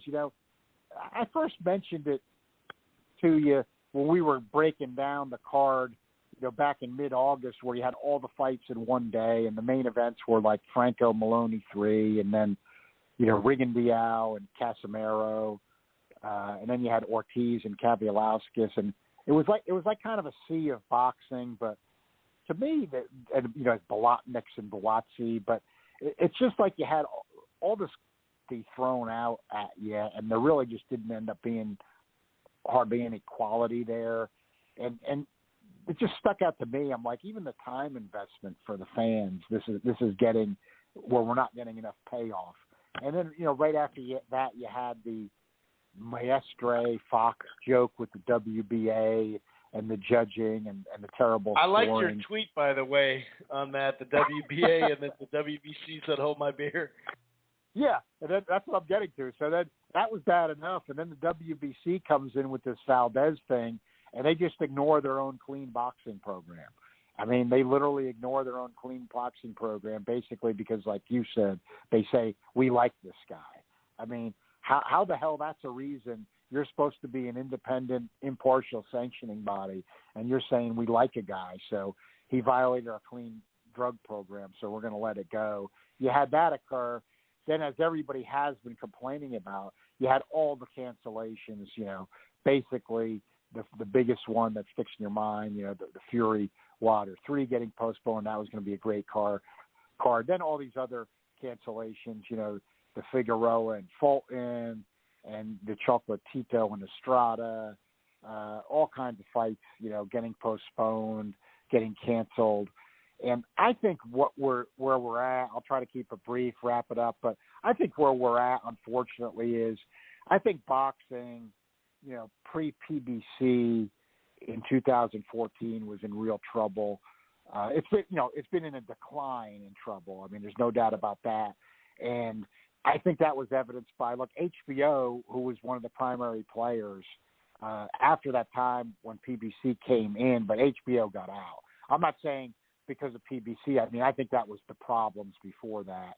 They weren't getting any value of what Golden Boy and Top Rank were giving them for the money, and they got reduced to the Superfly stuff, and it just ended up shriveling up, and that was the end of it. PBC, I think, had the right idea. We've got to get some exposure. We've got to get on network. We've got to get people seeing the sport, talking about the sport, so we have some stars. We have somewhere to go in the future. And then, Top Rank and Golden Boy had to try to kind of follow along and compete. The Zone tried their thing. Well, now we're 6 years later, and it's kind of not working. Let's face it, it's just kind of not working for different reasons. I mean, the Zone nobody sees. That's fading out. It's turning into a British thing. Top Rank's putting out 115 guys as main events and guys that failed PED tests at 130 pounds on ESPN+. PBC's putting cards on Fox, the number one seen broadcast network for boxing right now by numbers that look like infomercials. The Fox quality has been something has been well documented. Yeah, I mean, that's not what. Let's face it, that's not what we had. That's not what we had in mind for the idea of the return to network boxing. So that's off track for whatever reasons. Just saying that all because it's good to be positive in life. We know positive things come from positive thinking, but you have to always balance that with being realistic and staying in reality. And boxing's in big trouble because if you look at these ratings, people want to ignore it, but the ratings have gotten worse and worse.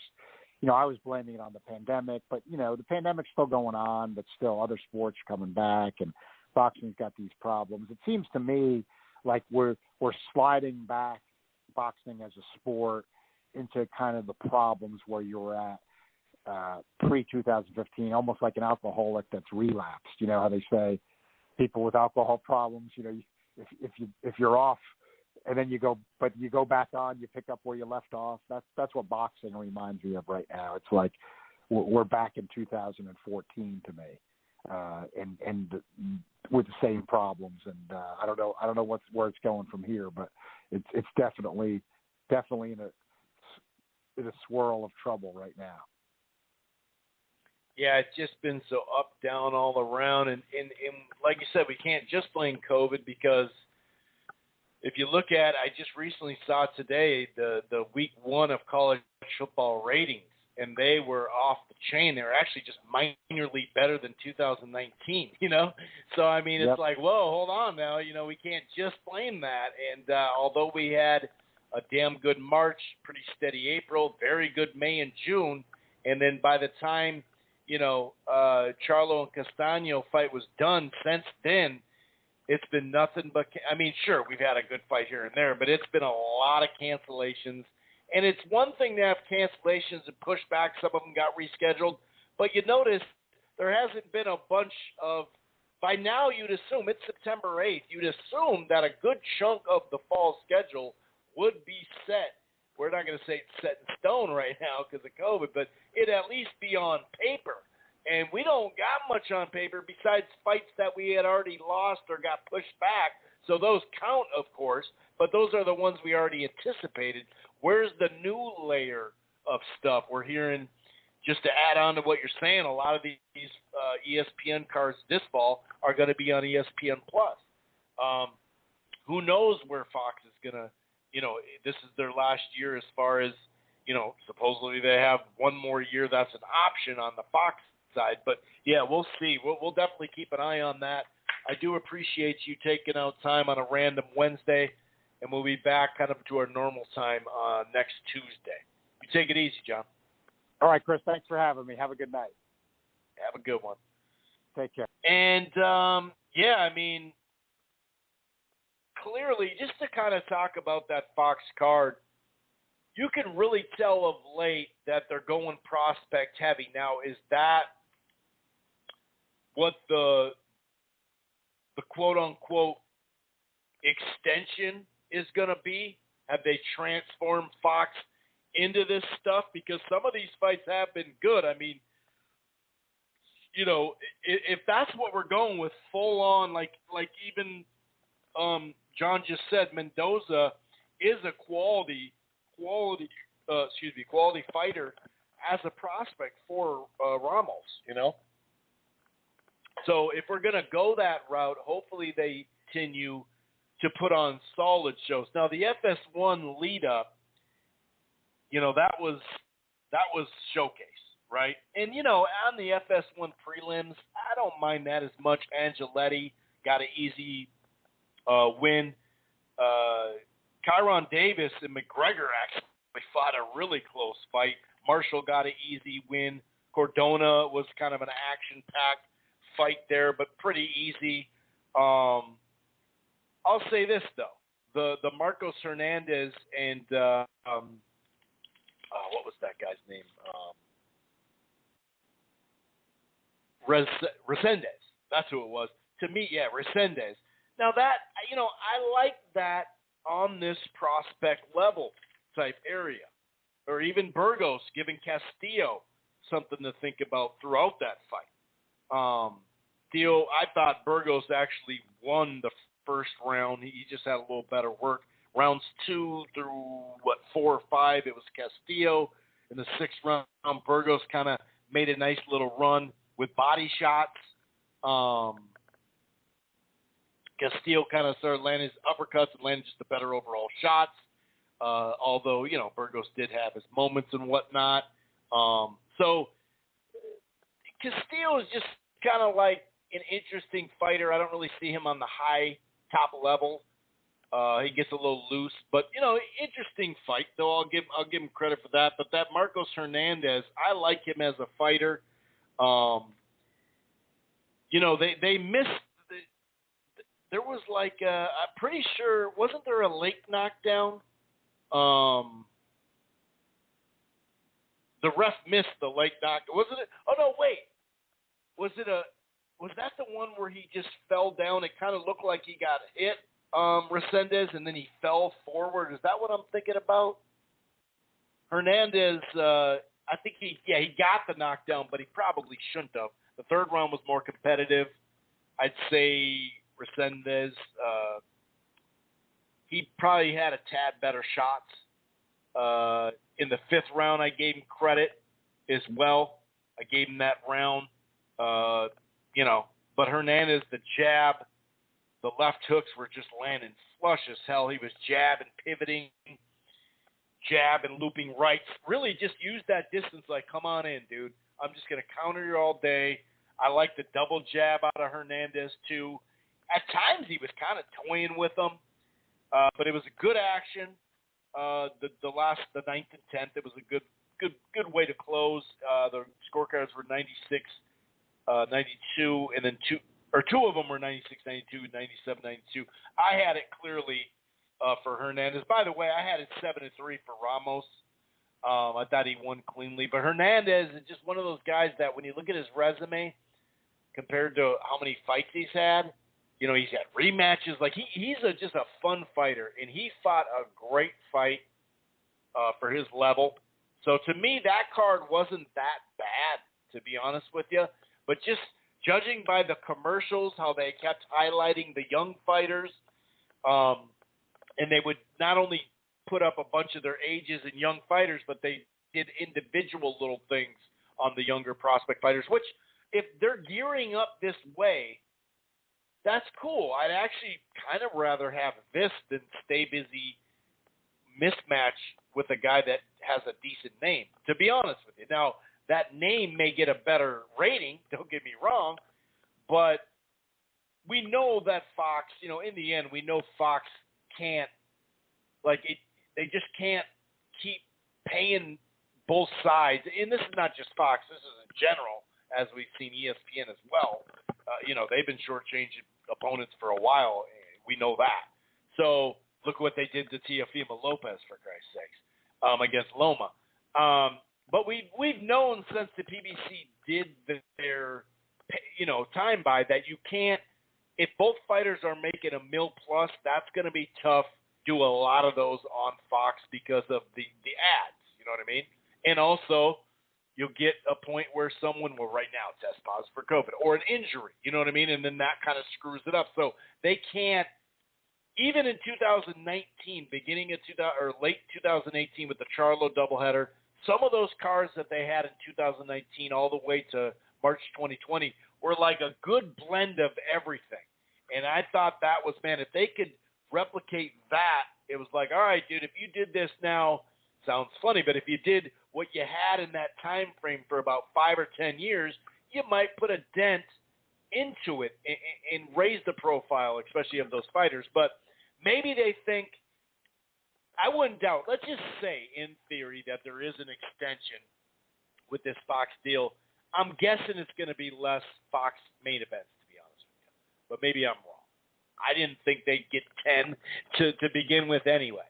And 8 of them are in prime time. I think 2 of them they usually have used for pay-per-view, so it's like an hour before prime time, and it leaks into it, but it's like a prelim, which is cool too, but they've generally not had too many good fights on that with this new deal anyway. But anyway, maybe this is where they're going with it, that's going to be part of the new deal or extension where they're going to use Fox maybe a tad less for prime time, but then really push this prospect stuff and put with real dudes, kind of like they did with Ramos and Mendez.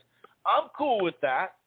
And then some of their best product will be on pay-per-view, obviously. They push those fights. They push the Fox fight. And then we get a lot of FS1 cards.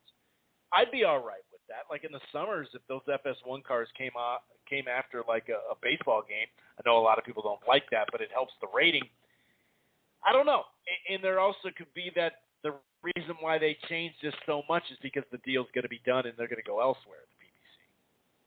That could be as well, They could be finally now just getting back off of, maybe they had a budget plan for a year and said, hey, this is what we're going to do. Because obviously the main event,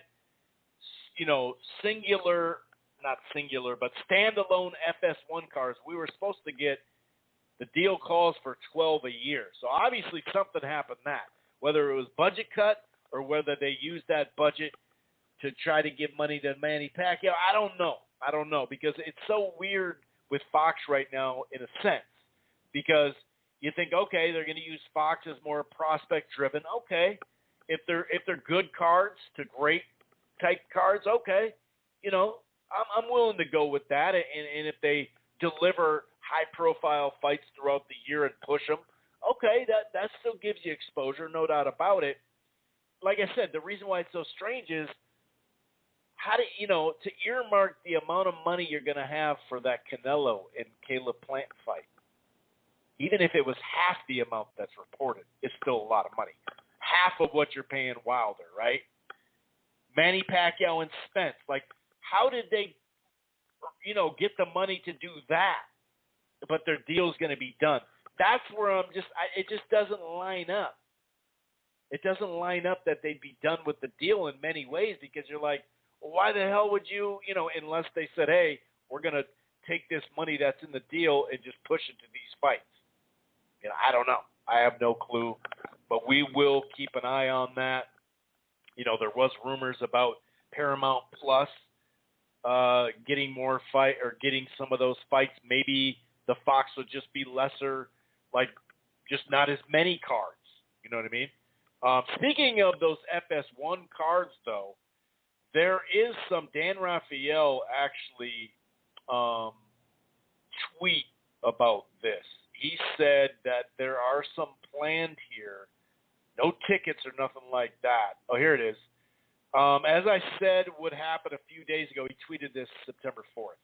The PBC today announced they will have cards on FS1 on both September 18th and September 19th. Both take place in Bakersfield, California. But the shows are in 2 weeks. Ticket info was not announced, ticket info was announced, but no bouts were announced. Not a good look. So is the fall going to be FS1 and that they're going to make up for those 12 that they didn't give us? That I don't, you know what I mean? That's where I'm kind of all over the place. I don't know. Yeah, I mean, just kind of cleaning up some of this, giving my takes on this weekend. I am looking forward to that Jonah Carroll and Andy Benez fight. I think Carroll might win, but it's a pick'em fight. He's coming off a win, but last year he lost to that Max Hughes, who had a really good fight, and now he's signed with Matchroom. That was a decision. He got that Scott Quigg win. He lost to Farmer, but showed pretty well. It just, I don't know. Carroll's kind of all over the place. Like, which Carroll's going to show up in the ring? That I don't know. Whereas Andy's coming off a split decision loss to Luis Alberto Lopez Vargas, which I kind of like that now they're putting him in with Gabo Flores Jr. So I don't know. I remember a handful of years ago that Eric De Leon fight. I think that was a draw. So I kind of like how they're blending that, to be honest with you. I like that somewhat. So I think that's that's an interesting fight. Like I said, that Acosta and Nakatani. I'm picking Nakatani, but I don't know. I don't know if he will stop him. I don't know. Either he's going to win by decision or it'll be a late stoppage. I'll just say that'll be my prediction. But Nakatani is still kind of proving himself in general. Milan Melinda, I've definitely seen him fight a fair amount. I'm actually going over his box right now because I have seen 2 of his fights, but he's fairly inexperienced. You know what I mean? So I don't know. I mean, this is going to be interesting. Whereas Acosta's definitely more experienced, right? He definitely more experienced against, Edwin Soto, who he lost just once. Tanaki, I remember that fight. He lost to him by decision. So he's faced, tougher opponents. But to me, as far as just action fight, just barn burner, look for that one. That one should be a really good fight. But other than that, I don't really know. Someone actually sent me a boxing scene.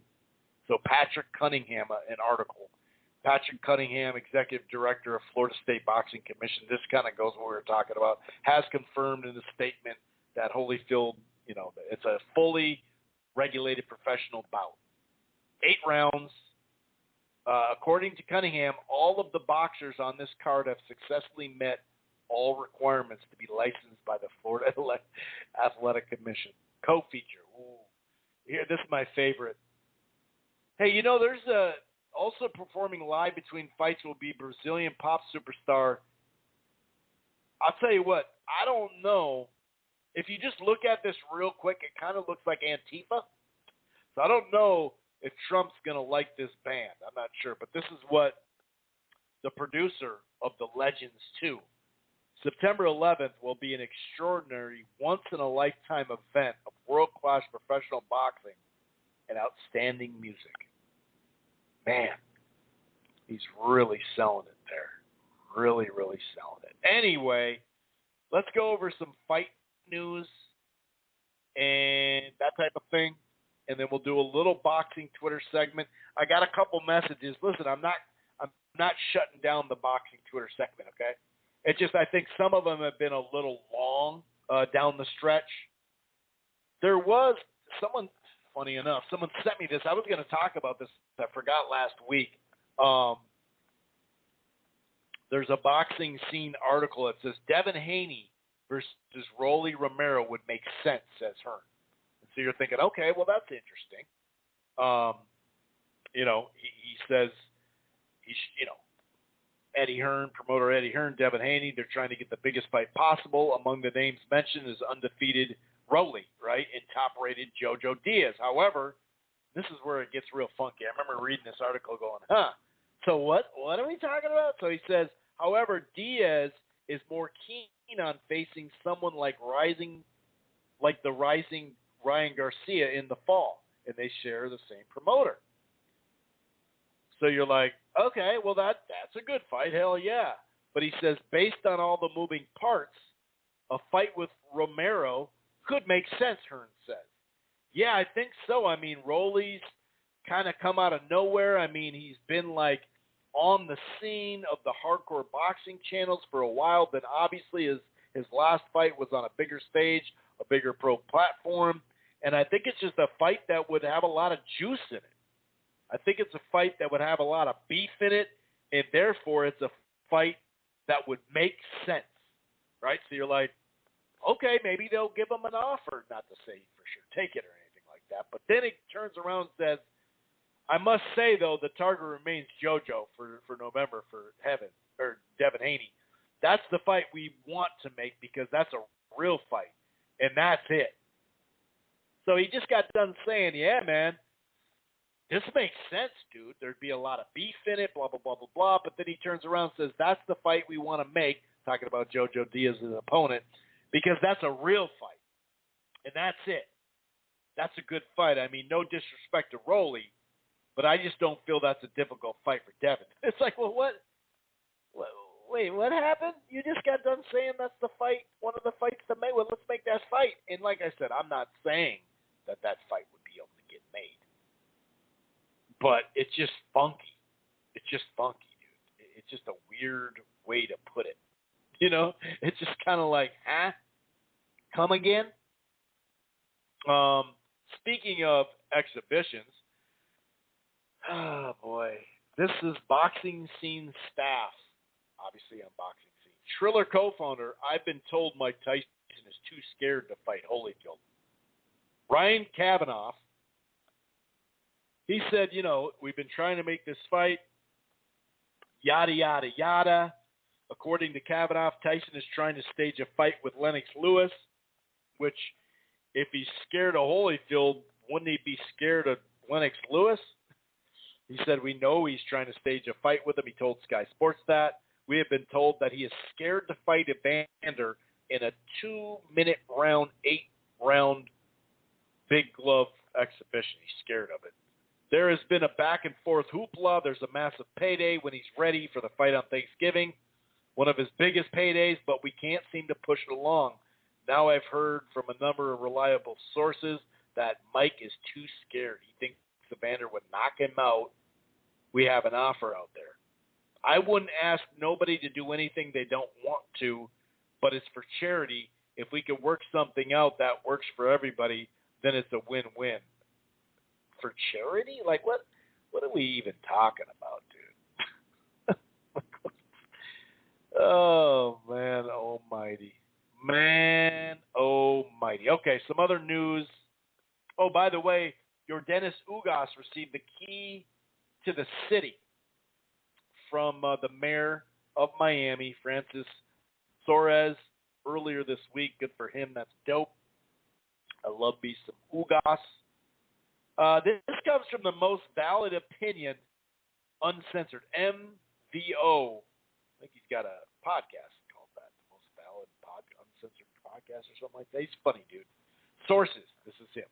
A deal has been reached to avoid a purse bid and stage the WBO mandatory welterweight bout between Terrence Crawford and Sean Porter. The bout is slated to take place in November.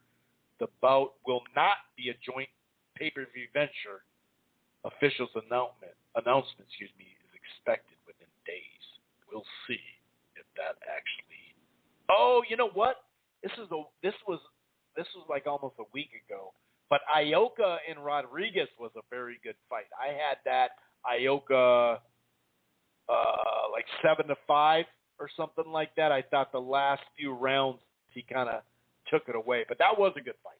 I forgot to mention that. Clarissa Shields, good for her, signs with Sky Sports, plans UK invasion. This is from Boxing Scene. Clarissa Shields will need to dust off her passport for the next phase of her career.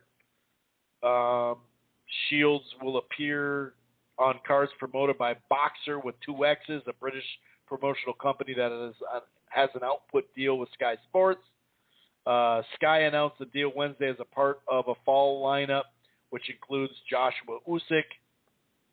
December 18th, Josh Taylor and Jack Catterall, because Josh Taylor signed with this was from Jake Donovan. This was a good tweet. Trayvon Marshall with a second-round knockout over 41-year-old Da Silva in a fight that never should have happened, never mind making its way to TV.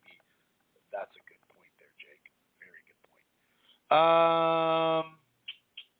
Here's another fight that kind of fell through. Sources say the rematch between, this is Coppinger, the rematch between Arthur and Yard set for October 9th. Key word there, set. Lyndon Arthur and Anthony Yard set for October 9th. The UK is off due to discrepancy in the contracts regarding money. Of course, he won last December. It's funny, so they announced the fight, but the money wasn't right just yet. Funny. Kind of funny. So Eddie has named Chris Arreola the front-runner opponent for Dillian White's next fight on October 30th. So they're saying, hey, this is a pay-per-view fight. Dillian White's a pay-per-view fighter. It's way better on the zone, but it's going to be against Arreola. If I'm against, well, forget it. It is what it is. Hey, he just gave What's-His-Toes a good fight. Speaking of Josh Taylor, Andy Ruiz is what I was saying. This is what he told Sky Sports News. My long-term goal now is to become 2-weight world champ and win a belt at welterweight. I believe I can beat these guys. Yordenis Ugas, I sparred him, and it went really well. I dropped him one time as well, so I'm pretty confident. Ugas laughed at him on Twitter. Eddie Hearn, Demetrius Andre, this is what he told pro boxing fans. Demetrius Andre will fight in November. I keep reaching out to PBC about the Charlo fight, but I don't get any replies. I'd like to see Felix Cash fight him or Jason Quigley. So you can't get Charlo, who's not on your platform. Manager Vic Green, this is from Francisco Salazar. Manager Vic Green told me Albert Bell and Top Rank have mutually parted ways. Green stated none of the junior lightweights at Top Rank stayed to fight Bell.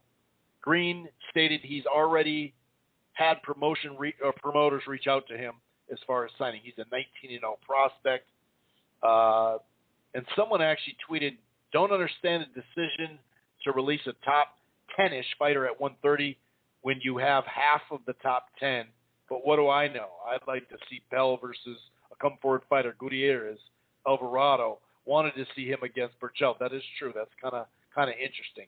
I read this title of a YouTube channel. False narrative about Valdez debunked. Okay, whatever. De La Hoya gets COVID. Is he? Oh boy, like that's what we're going with. Okay, so here's some other Triller stuff. Okay, this is a boxing scene from a handful of days ago. Zorrilla and Cano, Pablo Cano, that Danilito, I think it is, Zorrilla and Pablo Cano. That's been rescheduled for September 14th as part of the Triller Versus series. The streamed event will be packaged with a versus battle between Fat Joe and Ja Rule. So you're looking at next Tuesday. Now, that's a good fight, the versus thing, and like I said, some other folks in the past tried to call me on this. That's free on Fight TV. So don't come at me like, oh, that's okay, though, because you like old school rap, so now you're cool with it. Think about what you're saying, dude. That's not on pay-per-view. So, yeah, to me, that is different. This is Sky Sports' Adam Smith on Anthony Joshua's expiring contract before the Usyk fight, or after the Usyk fight. I'd be silly to say we'd be happy to let him go off in the sunset. We'll be fighting very hard to maintain our contract with AJ. I think he's a very loyal guy. I think he'll stay with Sky. It's going to be interesting to see what he does. This is also from Combat Sports Law. U.S. Athletic Commissioner calls for Aliak to be brought to MMA. That would be pretty good for them, I would have to say. That would be a start. Caleb Plant on the PBC podcast. I'll beat Canelo Alvarez. If he wants to take a rematch, I'll beat him twice. I'll beat David Benavidez. I'll beat Jermall Charlo. I'll be crowned as one of the greatest fighters of this era, I should say, not area. We'll see. We'll see how that goes. We'll see how that goes. Oh, so USADA and VADA. Someone asked me, what is the big difference? Because remember, USADA and Floyd, there was a big issue there. Here's the biggest thing with USADA and VADA. Okay, first of all, the price. Okay, the price has something to do with it. USADA, I'm assuming, still is, but USADA was way more expensive than VADA. And VADA's not cheap, just to reiterate. It's not cheap, but, it's cheaper than what USADA was. And then there was that testosterone ratio thing that VADA, I think it was 4-1 instead of 6-1. They thought that was like a differential there to where VADA was just more intense and better. It was better to here it is actually. So yeah, it's the I think it's the testosterone. I can't remember exactly, but it's 4-1 to 6-1. USADA allows 4-1 on the ratio, and I believe it's 6-1 for VADA. I think that was a big difference. So they're saying the testosterone level, because I remember the testosterone thing came up when, remember they used to allow like testosterone therapy for like 11 UFC fighters under I believe the Nevada Commission. Don't quote me on that. That changed, but that was the biggest thing between VADA and USADA. Well, it had, Mayweather started with USADA, but USADA was more expensive, and the testosterone, I just can't remember what the hell, but it was a racial thing not racial, but ratio. That was a difference there. By the way, I can't remember if I did this on the last show, but Jeanette Zapata, passed from a head injury. So RIP to her. She suffered traumatic brain damage during a boxing event held 2 Saturdays ago in Montreal was hold on, I can't read this thing. So she was damn it, I can't shoot. It keeps going away. Oh, damn it. I should just pop up the article. Where'd it go? Well, anyway, from the sounds of it, she was going. Where the hell is it? I may have just messed it up. I apologize.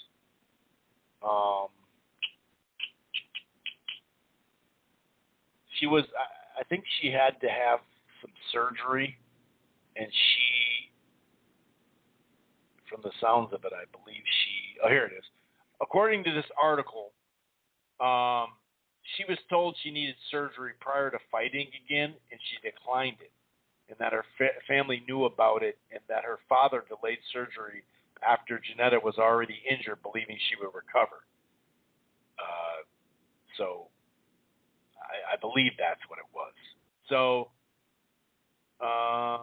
medically induced coma, she succumbed to her injuries 5 days later in Montreal. She was 18 years old, so rest in peace there. She had already been knocked out. You look at how she was matched, it was kind of like, wow, really? That's what we're doing here? A lot of people are taking shots, by the way, and then we'll get into the boxing Twitter segment, and we'll shut this thing down. A lot of people taking shots at Eddie Reynoso because of Neri popping, and also because Canelo popping, and now Oscar Valdez popping. And Haney said Eddie Reynoso's whole camp is on that shit. That's what he tweeted. And Ryan Garcia says, shut your mouth, accusing me of cheating. I get it. You can't punch even with 8-ounce gloves, but don't be accusing me of such serious accusations. I mean, to say the whole camp's on something is like, really? This is also Garcia. I know Eddie Hearn kicking himself with all that money he's losing investing in Devin, overpaying someone who doesn't bring in subscriptions. Well, how many subs have you? I'm drinking. Oh, this is Gervonta. I'm drinking tea all camp. I got to see what it's hitting for. I thought that was kind of funny. I thought that was pretty, actually. That was kind of funny. I'll say that. That was pretty funny. Okay. It's almost poetic that Jim Lampley announced his return to boxing by saying he would be calling legitimate fights, and he also blamed Floyd for Trump becoming president. In his first fight back, will be calling Holyfield Bedford with Donald Trump in the house or whatever. Oh, this is BJPenn.com. Do you think Tito Ortiz will make the 195 weight limit for Saturday's fight? He was 212. He said he revealed he was 212, and he's got 5 days to drop it. And Joe Habib added to this, losing 17 pounds in 5 days is crazy, especially trying to do it at 46 years old. He's going to need some herbal tea. Yeah, good call. Here's some news, at least according to Bob Arum. Josh Taylor, Jamel Herring, we knew were advised by Daniel Kinahan. Now it sounds like Terrence Crawford, who was just getting on a flight, supposedly, to Dubai.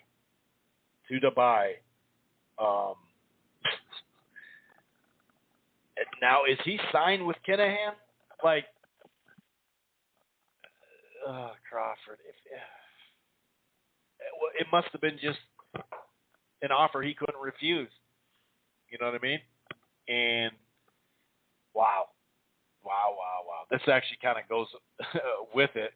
Al Heyman should have been a white man who ran a giant cocaine smuggling operation and was on the run from Interpol.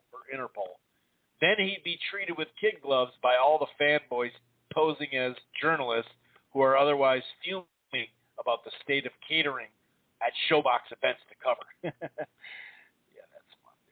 Bud is a prideful mother effer. He's been hearing from everyone that he needs to leave Bob and sign with PBC to get the big fight. So he's going to do exactly the opposite. He's not signing with the PBC, so let that go. Maybe he just wants someone more strong in the negotiations than his current manager and trainer. I gotta figure that it's the signing bonus or something. I don't know. According to Coppinger, this was just earlier today. Teofimo Lopez, George Kambosos, yes, that fight still around, is now set for October 4th on a Monday at New York's Hulu Theater at MSG. Both fighters have signed contracts. That's what the Triller COO says. And Coppinger adds Triller smart to avoid possibly the Yankees-Red Sox playoff game October 5th. So is that going to be a pay-per-view? Or is that going to – I don't know. We heard about this from Coppinger and Eddie Hearn. Garcia has reportedly agreed to a deal October 16th on DAZN. That's that date for the Estrada and Chocolatito. He's taking on Sandor Martin. That's the likely opponent. So get ready for that. And this was also mentioned earlier that Estrada had signed the contract for the trilogy fight per sources. Gonzalez promoter, Mr. Honda, committed to the fight in writing. The 115 title bout could now land in November, but Chocolatito contracted. Because we did hear from Chava ESPN Deportes, that Estrada was the one who abandoned his training camp for the anticipation of October 16th trilogy. That was supposed to be on DAZN, obviously, against Chocolatito after receiving the offer he expected, or after not receiving the offer he expected for the fight. I don't know which one to believe just yet. Whatever. I don't know, to be honest with you. So the end of boxing at the Athletic coincides with the end of Matchroom USA. Interesting. That's a funny tweet. So tired. This is Rich Moretti. So tired of all these current generation fighters insulting each other, calling each other out, calling each other names on Twitter, but never fighting each other. Yeah, I mean, he's got a point there. So did we ever get an update on Teofimo Lopez being required to be vaccinated for the fight? I figured him as someone against the vaccine for some reason. It's true. We haven't gotten that. Here's a good one. This is a great boxing Twitter one. This is by Fred. I seem to recall Kopp accepting those tickets to Canelo versus Yildirim with no mention of Yildirim's maintaining his mandatory status despite using 2 non-marketed steroids in a medical procedure. In fact, I recall boxing not caring much at all about the WBC ruling. Yeah, that was funky. Here's Breadman. There is a let them use PEDs crowd that's emerging. Oh, it's been here for a while. It's not just emerging. I can tell you guys don't give a shit about the guys. You just want to see the fights. If your son was a fighter, you wouldn't be so cavalier with their health. Morons. Amen. Exactly. This is Vic. The women's version of Ali barely escaped with a win as a massive favorite. Cool weigh-in outfit, though. Talking about Ebony Bridges. Yeah, the Ali of women's boxing. This is Brett again. Losing weight and remaining alert and strong is the hardest thing to do in boxing. So it was just a diuretic excuse. BS. If you get to cheat that natural process, being strong every day in camp with a banned diuretic, you still cheated. PEDs can be diuretic, steroids, etc. Yeah, that's a good point. That is a good point. All right. One more, and then I'll shut this puppy down, folks. You know this sport has some screwed up people covering it when the same people crying foul at pay-per-views involving elite active fighters go out of their way to defend a Holyfield Belfort event because they have a chummy relationship with a guy like Ryan Kavanaugh. Boy, that was a perfect one to end with. All right, try to enjoy the fights. I think there's some fights out there. I went over a couple of them that should give us something to think about. Hopefully we get a fight of the year. Wouldn't that be something? Otherwise, we'll be back next Tuesday. Peace. Once you become the world champion, I believe that you